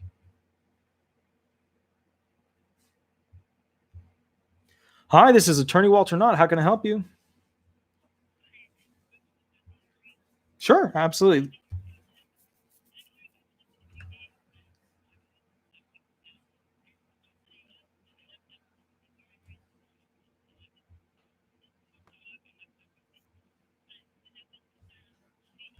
Mm-hmm. My eyes, my EEGs, my everything shows that I have very severe epilepsy. Okay. So how do I battle that with the judge?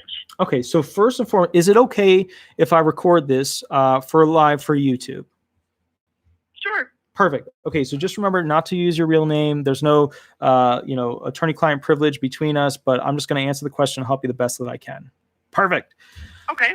All right, so madam, epilepsy can be tricky, and here's the deal. When it comes to epilepsy, a lot of the CE doctors, you went to their doctor, their medical expert pertaining to that. And how do you, well, first off, let me get to the nitty gritty. How do you physically know? Okay, how do you know that that doctor said you have no impairment or mild or moderate impairment when it comes to epilepsy? I read the report. It says that I have a slight limp. Okay, now They didn't even address my epilepsy. I didn't even include back injuries and problems with my back in my claim. Just strictly epilepsy, and he said that I'm fine. okay. So now the slight limp, that is not definitive as to defining what epilepsy is. Talk to me about what kind of Right. seizures you have. I have grand mal seizures. I can have up to 10 a day, or I could go for a week and not have any at all. Okay. So, okay. First thing I got to ask, when you have, now, if you have up to 10 a day, you're obviously not going to the medical facility all the time. But I am. The only way to fix this is surgery, and I don't want that. no, I agree. You don't want them to touch that aspect. All right. So, with that said, you're going to the hospital all the time and you're saying they're grand mal. So, here's the kicker. Seizure claims, in my opinion, are the easiest claims to win. And I know you're sitting there going, what are you talking about? They're the easiest claims because it's all a numbers game. That's all you need to know. It's all a numbers game. I'm going to go ahead and hold on. Let me pull this up so I know how to Google it just for you. Well, okay. I want you to write down the following. Okay. Just put down SSA, like you're going to Google this. SSA listing 11.02 epilepsy. So that's what you're going to Google. 11.02? Yeah, 11.02. Okay. Now, when you go there, I'm just going to, for example, I'm just going to read one of the initial elemental requirements of it, and then I'm going to explain it. I won't go through the whole thing because I'll bore you to sleep. Or probably not. Probably this would be helpful. But a generalized tonic-clonic seizures occurring at least once a month for at least 3 consecutive months, despite adherence to prescribed treatment. So first thing I'm going to say to you as a judge, I'm going to beat you up. I'm going to say, what medications are you currently taking? So let's do this. Let me go through how the judge would beat you up, and then I'll tell you what I'm thinking and how basically you should have been answering them. So if you're okay with that, let's play it through, and I'll role play with you as the judge. Sure. Okay. Madam, go ahead and state your, remember, use a fake name. Madam, go ahead and state your full name for the record. Kimberly. Okay. Now, walk me through this. You're claiming epilepsy. Is that your most severe impairment? Yes. Do you have any other severe impairments? My whole life, but it's gotten much, much worse in the last 2 or 3 years. Last 2 or 3 years? When did you file for disability benefits? About a year and a half ago. When did you start using medication prescribed by a physician for the epilepsy? When I was a kid. When you were a kid. And were you on and off the medication, or have you been taking it consistently as prescribed? I used to not take it consistently, but I do now. Okay. All right. Be careful, because what you're talking about is I either didn't take it or I used it. And have you been taking this medication as prescribed? My God. Yes. Yes. If the medical record talks about how you didn't utilize it in a prescribed fashion, then you better have a good reason as to why not. How it caused severe, symptoms, how it caused these side effects that really didn't allow you to function, yada, yada, yada. Okay. So walk me through this. Do you have seizures? I do. What kind of seizures do you have? Grand mal. How often per month do you have seizures? It's different every month. That's another thing that I wanted to ask you about is I don't know how to explain it. Sometimes it's very, very bad, and sometimes it's okay for a good week. Okay. So would you say that you have at least, a seizure a month? Oh, yes. No. What kind of treatment? I lived there if I did. Okay. What kind of treatment or therapy or plan have they suggested, possibly surgery, in order to go ahead and fix or reduce the amount of times that you have seizures? Surgery where they would basically use electricity on a certain part of my brain, but that would either work very well or it'll work very bad. Mm-hmm. Now, walk me through this. Do you just have grand mal seizures, or do you have other issues as well? Do you have seizing? What do you have? I do. I have smaller seizures, but I guess I don't count those. Mm-hmm. Okay. Gotcha. So now help me out with this. About how many smaller seizures do you have per month?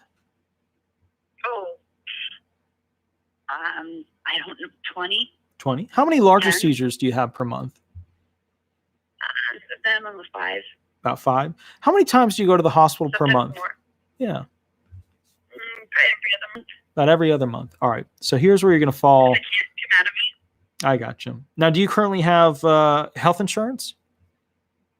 I do, Medicaid. All right. All right. So the judge, first and foremost, is going to expect you to have to go to the hospital all the time for these seizures, right? So every time that you have a bad I one, live there. I know. Trust me. I think it's, look, but let me tell you the secret. And I know your hearing's around the corner, but what you can do is you can request from the judge to go ahead and have an additional 30 days to submit to the court.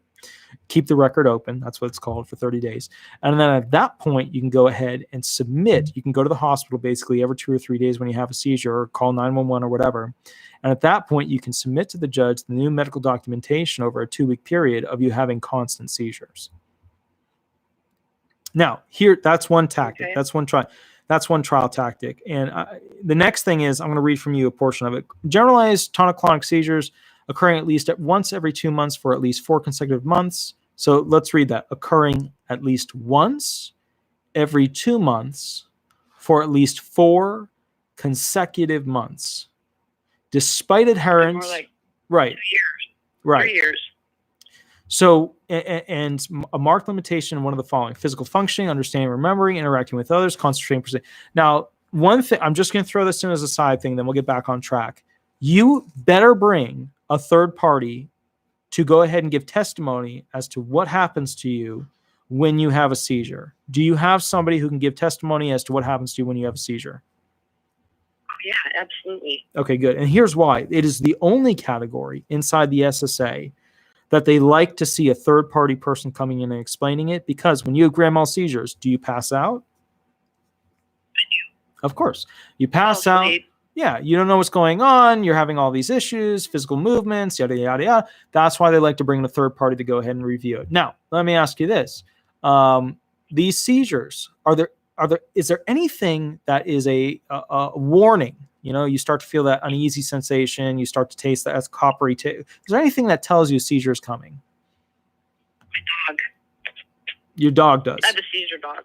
Okay, perfect. I have a seizure dog. Okay, excellent. Now, walk me through.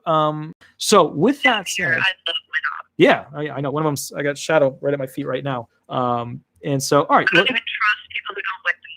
Yeah, yeah. So now let's go through this real quick.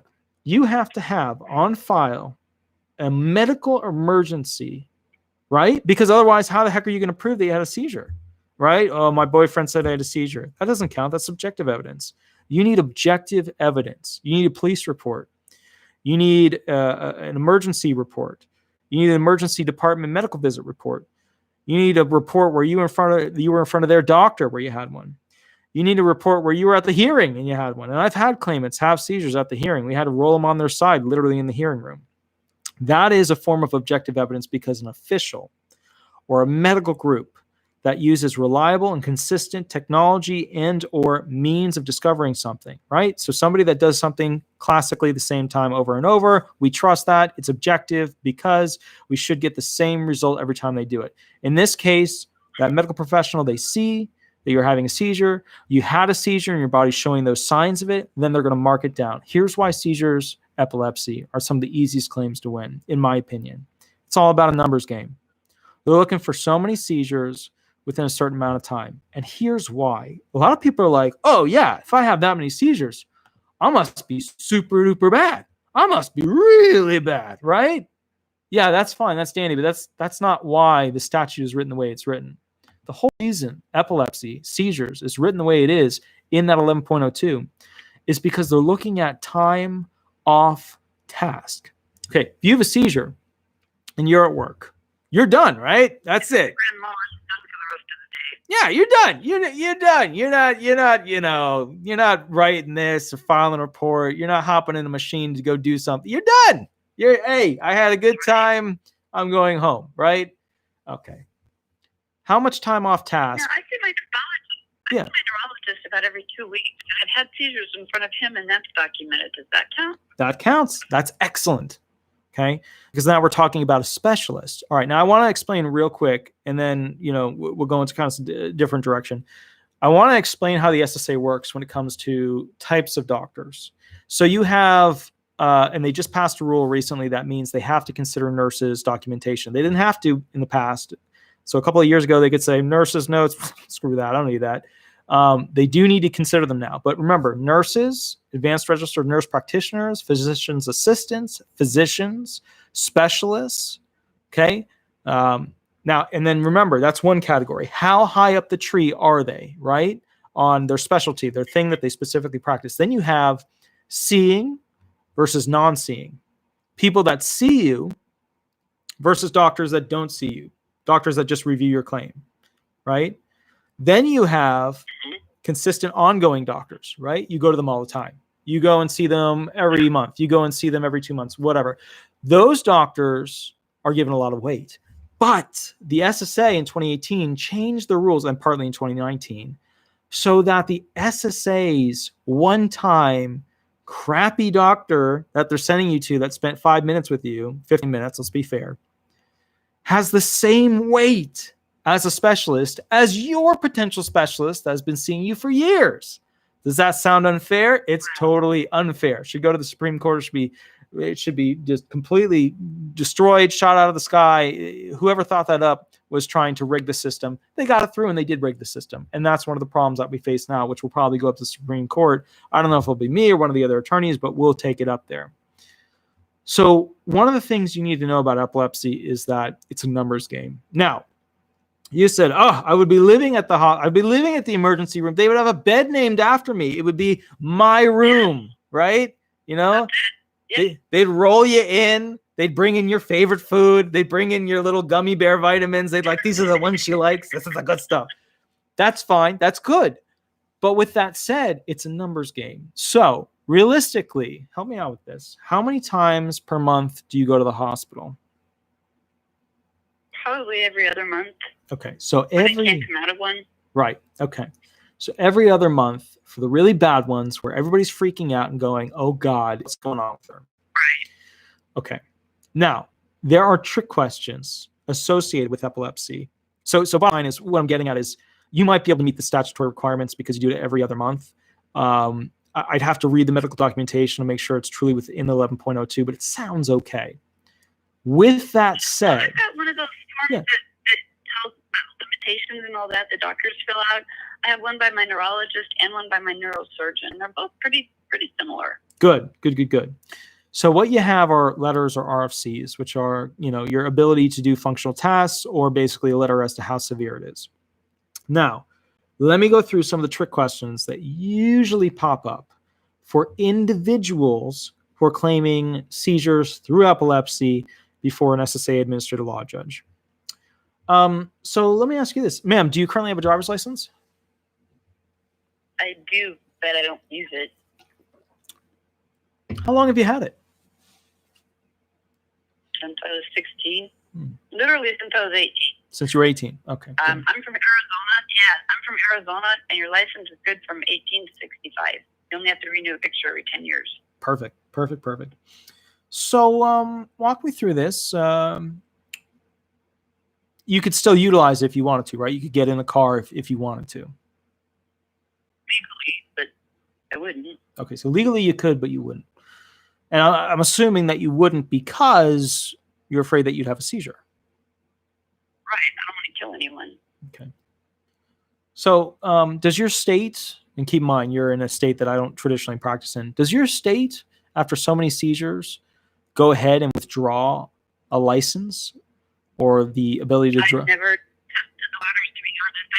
I don't use it. I wouldn't care if it was just a state ID, but I just haven't gone down there to turn in my license to get a state ID. I don't use it, so it's kind of always been a non-issue. Okay. Now, in the state of Florida, they'll go ahead, the doctors notify, the DMV, and then all of a sudden you're getting a letter that you are, for 6 months thereafter, suspended from driving. I'm surprised your state doesn't have that, which calls into question how many times you actually do go down to the hospital for these issues. So let's go a little deeper with that. So I've never heard anything about it. I've just never pursued anything with my license because I don't drive anymore. Mm-hmm. Okay. So let me ask you this. Do you live on a small acreage, or do you live in an apartment? Where do you live? I live in an apartment in a city in Phoenix. First floor, second floor? First floor. Okay. When the ambulance comes to get you, are there any steps that they have to go up to go ahead and pull you out of there? There's just like a 2-inch step in the doorway. Okay. All right. I'm going to skip that question, go on to a new topic. So walk me through this. When you start to have seizures, what do you feel? Usually nothing. A lot of people do get like an aura or something like that, like similar to a migraine, but I don't. Okay. My dog is the one that tells me. Okay. So sometimes I do, but usually I don't. When was the last time you worked? Friends helped me, and also at my savings. For 3 to 4 years, friends have been helping you? Yes, but mostly it's my savings. But my savings is running out. That's why I'm glad this hearing is coming up. Okay. So, okay, so basically you're able to afford, have an issue, a seizure. You said friends get concerned. Do you live with other people? I do. You do. How many other people do you live with? 2 other people. Okay. 2. And these 2 other people, have they ever physically seen you have a seizure? Oh, yeah. All the time. We've lived together for a long time. Okay. And let me ask you this. What do they do for a living? One is a nurse and one is a med tech. Oh, that's very lucky of you. I got to say, that's a setup. I used to be a nurse. I used to be a nurse, but not anymore. I get correct. Pretty much. Pretty much, okay. That's for a long period, right? At least 8 hours? My dog is barking. Can you say that again? Sure. So I would just more. Yes, right. They actually 12-hour shifts. 12-hour shifts. So what happens? I work days. Wait, say it again. They both work. It happens to be that one works nights and one works days, Okay. and so they're 12-hour shifts. They're on for 12 and they're off. I'm sorry, they're on for 7 and off. Okay. All right. Good. Because you know exactly where I'm going with that, which is what do you do when nobody's around and you have a seizure if you're not able to control it? Then we go into the whole, you must not have, some sort of functional group in place to go ahead and help you when they're not around. Do you have some sort of, button that you push, anything like that? Any technical device, an electronic device that go ahead and notifies? I keep my phone with me and I can call my neighbor if there's a problem. If somebody Right. But that's how the judge would attack that. The medication thing. What kind of medication are you currently taking? Bunches of them. Bunches of them. Phenobarb is the one that knocks me out, though. That's when I quit driving, not when I had the seizures, but when I couldn't get up. Okay. That drug, phenobarb. So just remember, for your hearing, since it's around the corner, you need to know what the medications are, what they're for, and what side effects you get from them. So let's go ahead and work with that one first. What side effects do you get from that medication? Sleep all the time. Sleep all the time? What else? Just stupid, groggy, dumb. So your focus and concentration are affected. Right. Now explain to me. I perk up right before the next dose. Okay. Right before the next dose, and then I take a dose and I zonk out again. Just not zonk. I'm just stupid. Okay. Now explain to me why you can no longer work. I understand the seizure part, but explain to me why the medications limit your ability to function on a daily basis. Because it makes me stupid. They all do. More information. Usually it's when describing pain. Well, tell me about the pain. Is it sharp, grinding, binding, lightning light? The seizures, tell me about them. The grand mal. How do they start? What happens during the middle of them? What happens at the end of them? So I don't know. I'm a seizure. I don't know. I can only know what people tell me about it afterwards. I do have a bunch of videos of my seizures. Okay. Unfortunately. My neurologist told me to do that. Yeah. Did you get a letter from your 2 med techs, or one's a nurse, but did you get a letter from the people that live with you on a 795 explaining as a third-party witness what happens when you have seizures? Okay. Go ahead and Google the SSA 795, again, SSA 795 form. That's a statement of claimant form. Go ahead and get a statement from each of them explaining a unique and specific instance of how you had a seizure. What happened during it, what they noticed about it, how it's unique from other people having seizures, how it's similar to other people having seizures. Make sure they tell a little bit of a story. Make sure it's summarized. Make sure it's brief so that the judge doesn't have to spend a ton of time reading it. I'm not looking for 3 pages. We're looking for max one side of a page. Okay. Next thing. that's no problem. Perfect. Now, next thing you're going to be asking for is what's called a grid allowance. A grid allowance. Do you know what a grid allowance is? I've heard of the grid and the grid rules and things like that, but I don't actually understand what it means. Okay. So, if you do you have like a piece of paper with you? How you have like categories, and then like you can make little X's in those categories, and at the end of the categories, it equates to something. Let's go through this so that you have kind of an understanding as to what each one of these categories is, yada yada yada, so on and so forth. All right, the big categories, the biggies, right? Those are sedentary. You're going to put these on like the left side.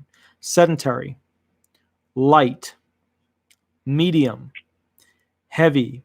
You're going to write at the top like a line across. So those were the downside down on the left. So those were like boop, boop, boop, boop, boop, down on the left.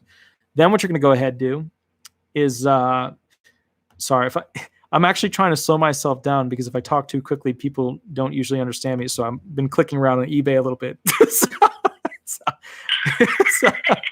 And I found an item I want to buy. So here we go.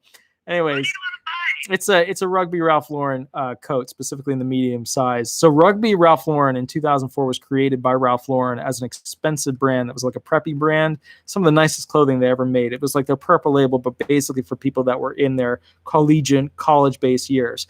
And the clothing is amazing, but it went out of business because everything was so expensive. Nobody could actually afford to buy Rugby Ralph Lauren clothing, including myself when I was in, college.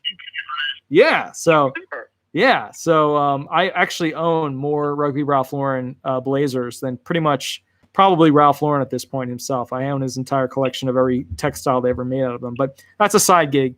Anyways, so at the top, what you're going to do from left to right is put work skill. Just put that one. Okay. Put age, like how old you are. Okay. And then put highest. Oh no, let's phrase it. Highest academia. Masters. Okay.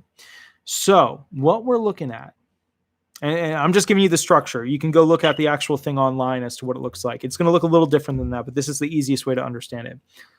What you're looking at are the major categories: sedentary work, light work, medium work, very heavy work, or heavy work and very heavy. Because you're in the 55 to 59 in a day before 60 age group, all I've got to prove, to make it simple, it's a little more complex than this, but to make it simple, is that you cannot do sedentary work.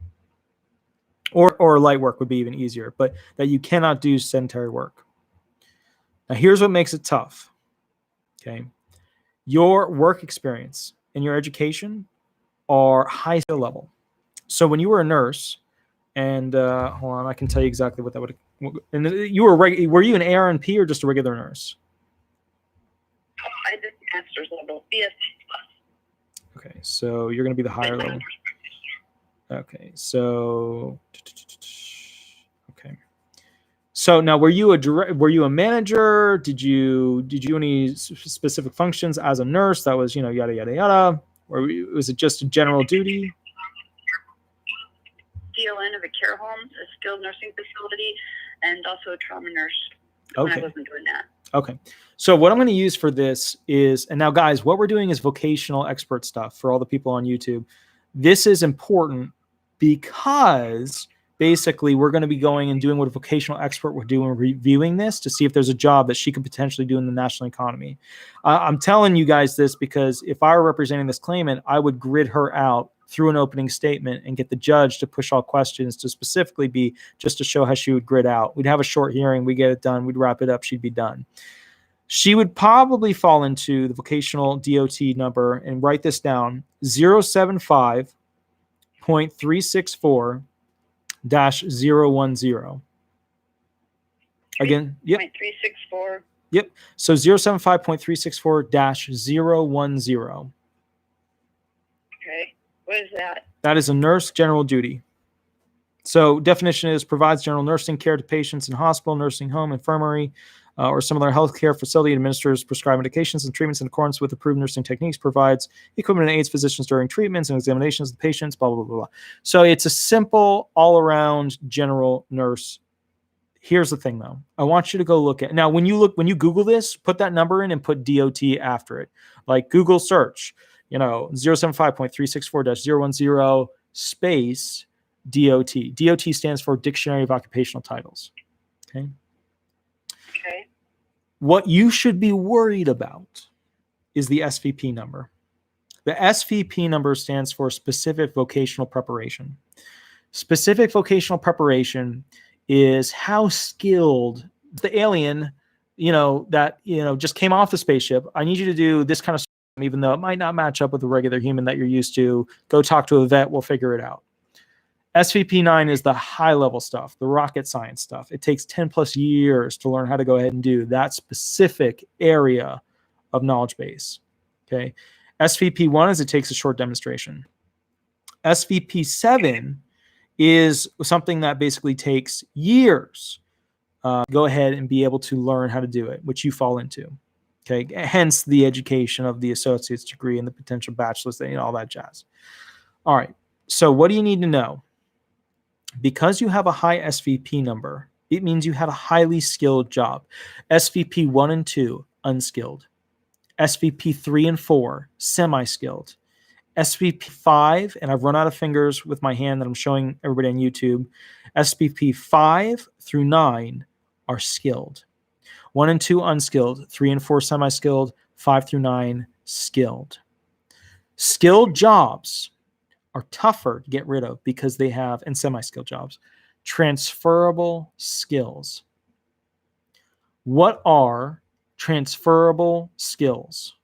Let's see, I'm just reading what they're saying in the comments. Bullet point questions the ALJs are required to ask. Oh, yeah, I need to do that. Okay, so I'm going to explain this. Then I'm going to go grab the next person to go ahead and run questions with. But, all right, SVP 1 through 9, you're skilled, transferable skills. The judge is going to ask the vocational expert, are any of these prior PRW, past relevant work, right? That's the work you did within the past 15 years. When you hear PRW, past relevant work, you're thinking past 15 years of what you did for work. So 2005 forward.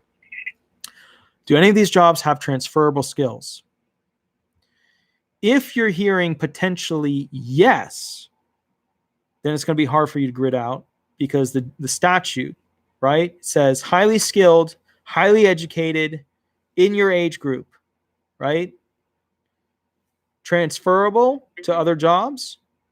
If they're transferable, guess what? Not disabled. Can't use a grid, probably going to have to do a vocational allowance. If they're not transferable, start smiling. Be happy. Life is getting better. That means that, and this is more complex stuff, that likely he's going to grid you out. Okay. All right, there's 4 main ways to be found disabled because of how bad your impairment is, but it's not so bad that it's extreme. I would say you're not going to be a CAL. You probably are going to be a listing, which means an element 3 allowance. You can definitely get a vocational allowance, and I would grid you out. So you got 3 main ways that out of the 4 that you could potentially be found disabled. So here's what I'm going to give. I'm going to give you homework. I'm not going to answer this to the end because I'm going to get somebody else in here to run hearing questions. Number 1, raise the argument and go read it as to why you meet an 11.02 listing. If you can get through on that, you can get through by only having to go to element 3 of the 5-step sequential process, which means life is good. Boom, you're found disabled right at the middle. You don't even have to go to element 5. If that's not going to work, then you got to see if you can do a gridding allowance. Griddings are outside of the 5-step sequential process, but it's the next way to go because if you can prove that, or at least get close to proving it, then you're helping yourself prove element 4 and element 5. Griddings, go look at the griddings, specifically for somebody who's between 55 and 59. Okay. So, you're approaching, your advanced age section and things like that. And they're built into like younger people, blah, blah, blah, blah, so on and so forth. So that there's different age groups. Look up for yours, 55 to 59, right? And what that means in relation to what statute applies. Then find sedentary work, light work, medium work. There's only going to be those 3 categories. You're only going to look at sedentary and light for the most part. And you're going to have to look at your past jobs. Your past jobs were not sedentary. You weren't sitting on your butt. You were walking around. You were helping people, moving from computer to computer, all that stuff. So they were light jobs. Because I kept having seizures. So I couldn't work on the floor anymore. So the next job I had was case manager job. And because of my seizures, I couldn't. Okay, cool. So you're gonna have two adjudications for that, two hypos, which is one for sedentary, one for light. Right? That's Mardi Gras. That's a good thing. So no transferable skills, life is good. No transferable skills, life is moving forward. You're probably going to be found disabled under gritting. So that's good. So just to recap, 11.02, try and prove it through there. Just get through to get your, element 3 allowance. If that doesn't work, go for your gritting for a 55 to 59-year-old. If that doesn't work, we go to the final one, which is a vocational allowance. A vocational allowance is basically where you can't work any job in the national economy at SGA levels, substantial gainful activity levels. Substantial gainful activity levels are that like $1,300, it's around there a month. I just like to use the general figure, but there's a more specific one, 2020. And what that means is that you can't earn and do that. Now, you've got great proof. You said 3 to 4 years ago you stopped working, right? Okay, cool. So now, almost 4 years ago. Do you have letters from your prior work that show that you are unable to work and you weren't able to work those jobs? Like, did you ever get a letter from your prior bosses, coworkers, stuff like that? Never even thought about it. Cool. Homework. Go get it. So with that said, you're going to use those to show how you couldn't do element 4 your past relevant work. And then once you prove that you can't do your past relevant work at element 4, the judge is going to say, okay, element 5 time, the cleaver, right? So whatchamacallit, hold on, let me just answer this real quick to somebody. Okay, hold on. Yeah, we're going to go to about 10:15 because we started late. There we go. So what that means is that we go to element 5. Can you do any other job in the national economy? Could you do a Walmart greeter job? Now, if you're having that many seizures all the time, first of all, they're not going to hire you. You're a liability. You're going to fall off the chair. Bad things are going to happen, yada, yada. So at that point, you've got to prove that you can't do any other job in the national economy, including a sedentary job. What I would recommend to you, and keep in mind, I don't know if you're represented or not. I don't care. People that are represented, they do better because the attorney can cross-examine you, the claimant, and can cross-examine the vocational expert and the medical expert if one's present. But if you don't have one, that's okay. What I need you to do is go look up in the DOT, to go look up in the DOT other nurse positions or jobs that you had, and then submit to the judge in a 795 statement of claimant, SSA 795, why your job was different and similar, what the differences and similarities were between the jobs, was different and similar to those jobs that they have in the DOT. And remember, the more complicated, the more titles, the more skills, you are managing the whole hospital, the more wow stuff you have in there, the harder it is to be found disabled, right? And what they'll be doing then is basically going, what you'll be doing then is showing the judge that you didn't have those jobs that you, now I want to, before I go into the final thing, did you receive any accommodations while you were working 4 years ago? Extra time to do things, blah, blah, blah. Before it got bad, no. Okay. After it got bad, yes. Okay. So at that point, put that in there as to your seizures were not bad at that point, but nowadays you would be required to have accommodations to go ahead and try to work, but you wouldn't be able to work at all because, and outline it. So you're going to look at the DOT jobs that they offer, similarities and differences, and then explain why you couldn't work and what time around 3-4 years ago, why you couldn't work from that point forward. And if you can do that and you can convince the judge, then you will get past element 5, the cleaver element, which is the, can you do any job in the national economy, whether skilled, semi-skilled, or unskilled? We call it the RTSW element. RTSW stands for relevant, transferable, skilled work. That's where they do relevant, transferable, skilled work analysis to see if there's any jobs, relevant, transferable, skilled work jobs in the national economy that you could potentially do. So what that means is that basically, if you can convince them of that, you'll get a vocational allowance. So those are the 3 main ways I would attack this thing. I would attack it first as an element 3 listing allowance under 11.02. I'd attack it as a gridding allowance. I call them griddings, but most people call them grids. I'd attack it as a vocational allowance. So those are the main 3 ways that I go after it. And make sure that you prep your stuff ahead of time. Make sure you have a list of your medications. Make sure you have a list of your most severe.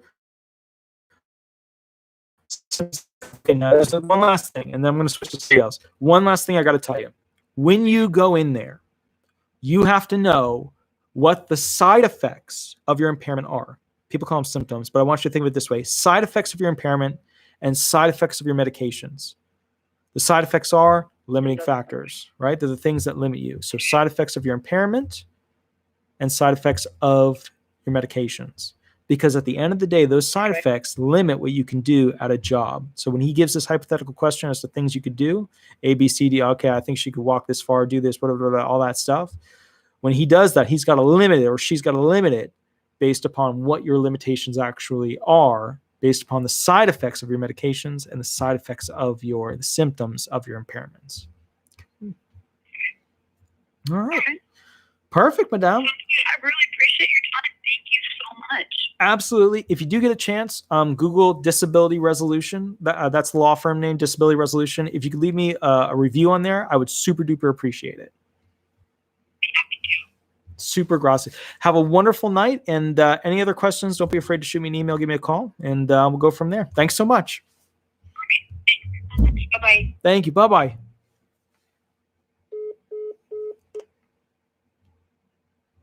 Okay, guys. So last phone call. We're going to do one more phone call. It's 10:02. I'll go ahead and talk to you guys more about the 5-step sequential process. We covered element 1, 2, 3, and 1, 2, and 3. Now we can do element 4. And we were talking about it during basically that phone call. And what element 4 is, your past relevant work, your PRW. PRW stands for past relevant work, the work you performed within the past 15 years. All that element does is it asks you a simple question. Can you do that work you did within the past 15 years? If you can, the analysis stops right there. We're done. You're not disabled. If you can't, we go to element 5. Now, how would they know, right? How would they know whether or not you could potentially do those jobs that you used to do, right? You're no longer doing them, so how would they know? They use this thing called the DOT, Dictionary of Occupational Titles. They do that thing that we were talking about at element 3. They use the RFC, the residual functional capacity analysis of what you could do, right? So how far could you walk? How blah, blah, blah, blah, blah, blah, blah. All those little details.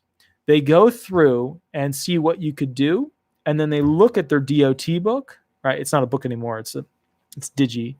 And then at that point, basically, they'll go ahead and say, okay, well, she has this reasoning, this math, this whatever, this whatever, this whatever. All these things have a number, affixed to them.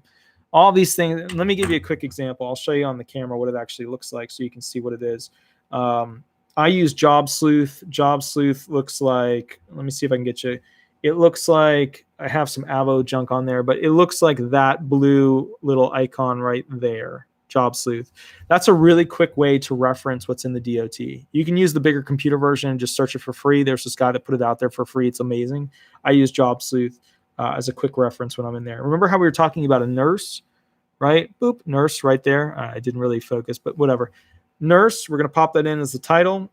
Let's go down to that same nurse practitioner right here. Provides general medical treatment, blah, blah, blah, blah. So when you look at this, right, so that number, just if you want, is 075.264.010, 075.264.010. But you don't really need to know the number. What you need to know is this. These are some of the numbers, right? You can start to see them. I don't know if you can focus, but you can see like these are some of the numbers for the topics, the categories that they look at to see whether or not you can do them. So for example, you have to have a 2 for analyzing, significant. A 6 for speaking and signaling, significant. A 4 for manipulating, a significant. These are manipulating things, not people. A reasoning level of 5, a math level of 5, a language level of 5. And then, all these little numbers represent things that you have to have the skills to be able to do.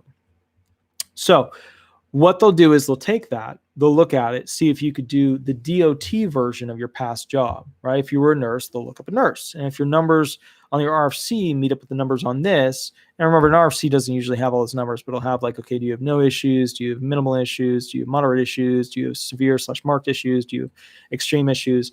They'll look at it basically at that point and go ahead and say, okay, I think this person could potentially do this. I think this person could potentially do this, yada, yada, yada. They'll match you up with that job. And if you can do your past relevant work, done, game over. Element 4 ends. That's it. No more. Element 5. Let's say that you can't do your past relevant work. Element 5, be tricky. Element 3 is worse, but element 5 is the cleaver. Can you do any job in the national economy? Can you do any job in the national economy? What's tricky about this is that if you can do any job, Walmart greeter job, putting shoelaces into shoes, blanching almonds. If you can do any one of these simple SVP 1 or 2 jobs, remember how we talked about specific vocational preparations, SVP 1 and 2? Like, did it take you 30 days to learn it? Did it take just a short demonstration to learn it? SVP 1 and 2. These simple, basic, unbelievably, there's the floor, go mop it. There's the room, whatever, If you can do one of these, you're not disabled. Because the expectation is then you can work and earn in the national economy enough to be able to go forward and have a good life. Okay, those are the 5 elements of disability. Now, not every way to be found disabled uses the 5 elements. 2 examples that do not use the 5 elements are a gritting allowance. That's where basically because you are so old, because you are less educated, less skilled work, the less education, the less skilled work you have, the more likely, and the older you are, the more likely it is that you'll be found disabled. Grittings are like a simple way that they came out to go ahead and find somebody disabled without having to go through the full 5-step. With that said, there's also CALs. CALs are compassionate allowance listings. You guys don't want to be those. That means, you're extreme, extreme, extreme. You're really, really bad. You're going to die in 6 months. You're in a point where you can't function as a human being at all. Then the question becomes, is it worth living? Then it becomes the tough part of what do we do? Okay, so I just saw a thing. I'm at level 5. The SSA already sent me a letter of denial admitting that I can't do my past employment. ALJ hearing was scheduled for late this month. I'm at level 5. So you're saying SVP 5, or are you saying level 5 as in, you've gotten a bunch of denials and you're level 5? Because remember, level 5, if you've gotten a bunch of denials, that would put you all the way at district court. So initial filing, get a denial. Reconsideration, that's 2, get a denial. ALJ, that's 3, get a denial. Appeals council, get a denial. Federal district court. So if you're at level 5, that means, very simply put, that you'd be at district court. You're actually at level 3 if you're talking about how high up the ladder you are, which is essentially the administrative law judge hearing, what you're saying was scheduled for late this month. All right, final thing, because we're kind of running out of time here. It's 10:09, and we were shooting for like 10:15, 10:10. What is happening with the coronavirus, and what can you expect to happen going forward pertaining to the coronavirus and how it affects hearings and initial adjudications? A lot of people are getting a lot of misinformation. Let me clear it up. First and foremost, if you file for disability benefits, the thing that you cannot get over, that little thing that you can't jump over, is that usually if you don't have medical documentation from a lot of medical facilities that really detail what's going on with your impairment, if you don't have that, they got to send you to a CE. They've got to send you to a consultative examination. No consultative examinations throughout the entire country are occurring because all the medical facilities are canceling those appointments because they cannot go ahead and bring that many claimants in, right? Because I see a lot of you in a short period of time.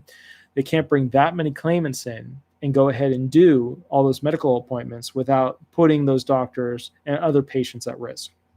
So what this means is that basically, throughout the whole process, what this means is that essentially you can't get, you're going to have to go to some other medical provider who's willing to see you to go ahead and get over that DDS CE little jump that you have to get over. So you're not going to be able to get a CE, which means you're going to have some other medical facility give you an up-to-date full review. And it's usually at a specialist level. So not a nurse practitioner, advanced registered nurse practitioner, not a regular doctor, but a specialist, the high level, right? The person who specializes in a specific area, not a GP, but a specialist. So that's where it's tricky because a lot of people who can't afford a specialist or don't have insurance, all of a sudden now they're limited. They can apply, but they're not going to move forward through the DES levels. Now, if you already have a hearing coming up, There's two potential issues. That judge may require you to have a new CE because you haven't had insurance and you need to get a new medical document to update the record and show where you're medically at nowadays. If that's the case, then your claim is going to take another 4 or 6 months just waiting for you to go to CE. And then the judge will make an adjudication as to what actually where you stand, unfavorable, partially favorable, or fully favorable with your decision. Or if the judge doesn't need a CE update, then basically what will happen is the judge will go ahead and just adjudicate the thing. Now, you're thinking, okay, I'm either going to go in person or I'm going to do a VTC via, and we call them NHCs. In front of us, I can see the thing is connecting. Hold on 1 second. Perfect, just reconnected. A VTC is the Video Teleconference Center. It's where you go to the SSA hearing office and you sit in front of a computer. And the judge will be sitting in front of you, and there will be a camera that's looking at you, and it can pan, it can tilt, it can zoom, it can do all these things. Problem with that stuff is that you don't have a personal connection with the judge, and the judge isn't going to feel as emotionally connected to you. That's a whole different video why you should do in-person hearings versus VTCs. But the bottom line is VTCs aren't going to happen.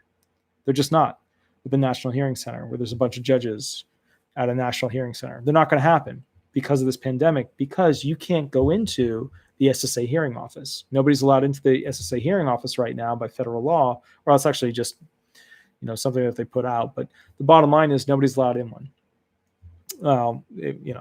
So what that means is that you can't go do a VTC because you can't sit in front of their computer, and you can't go do a live hearing because you can't be directly in front of the judges because you're not allowed in the building. So if you're not allowed to go to their computer and you're not allowed to go to their building, then how can you do the hearings? Well, there's two options. Option one is that you can go with an attorney that has a basically video hearing center set up at their office. It's where they take a room and they go ahead and set it up specifically to go ahead and do hearings. There are attorneys that have those. They're pretty rare. They were kind of a cool thing that people are going to be doing about 10 years ago. And then people are just like, I don't want to do this. I'm just going to go to in-person hearings because I know the judges and yada, yada. So a lot of them got rid of them. What's happening almost with every single claim right now, every single hearing, I've done a couple of hearings over the past couple of days that basically it's all the same thing. None of them are different than this. It's all telephonic. So here's how it works. 4 lines. They tried to do 5 lines. It didn't work. All the phones kept getting disconnected. 4 lines. That means the judge is 1 line.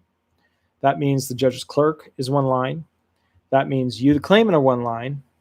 And that means, the judge, the vocational expert, the claimant, and you. And then somebody that pops in and out, right? Not the 5th line, but they just pop in and out to start the recording on it, is the clerk of the judge.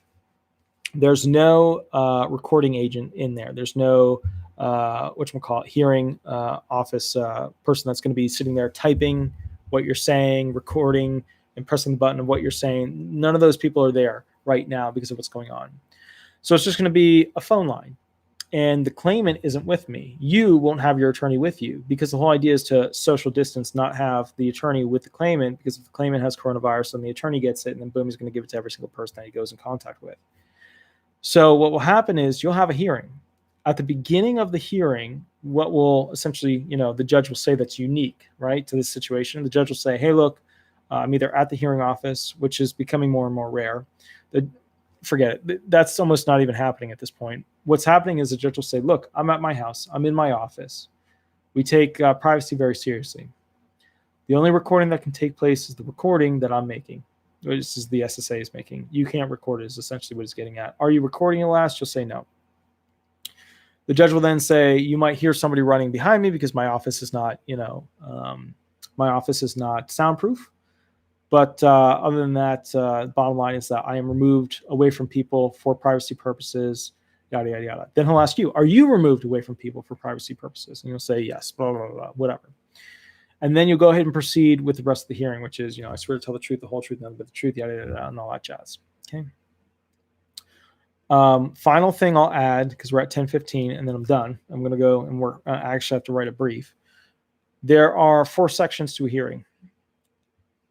I'm going to go ahead and do a COVID hearing so you guys understand the basics of it. Intro. Are you capable of hearing the judge? Are you capable of basically recording, or are you capable of being there or not recording it? And are you away from other people so that you have privacy? Part 2. Intro. I swear to tell the truth, the whole truth, nothing but the truth. the judge will talk to the attorney. The attorney will say a bunch of things that are acronyms. You won't understand what's going on. The judge will say a bunch of acronyms. You won't understand what's going on. They're figuring out what's going to happen during this hearing, right? We all know the structure, but they're negotiating. That's what's happening. That's kind of why it's so important, because at that intro, that's like claims. Some claims are won or lost right there. And I'm just waiting for this to reconnect. Once like perfect, it just reconnected. Section 3, examination of the claimant. That's where the judge will ask the claimant questions, and the attorney will cross-examine the claimant. So when you say something that you didn't mean to say, or you screwed something up and you didn't realize it, that's why you want an attorney there to cross-examine you to fix it. Section 4 is a vocational expert testimony. You do not talk during this part.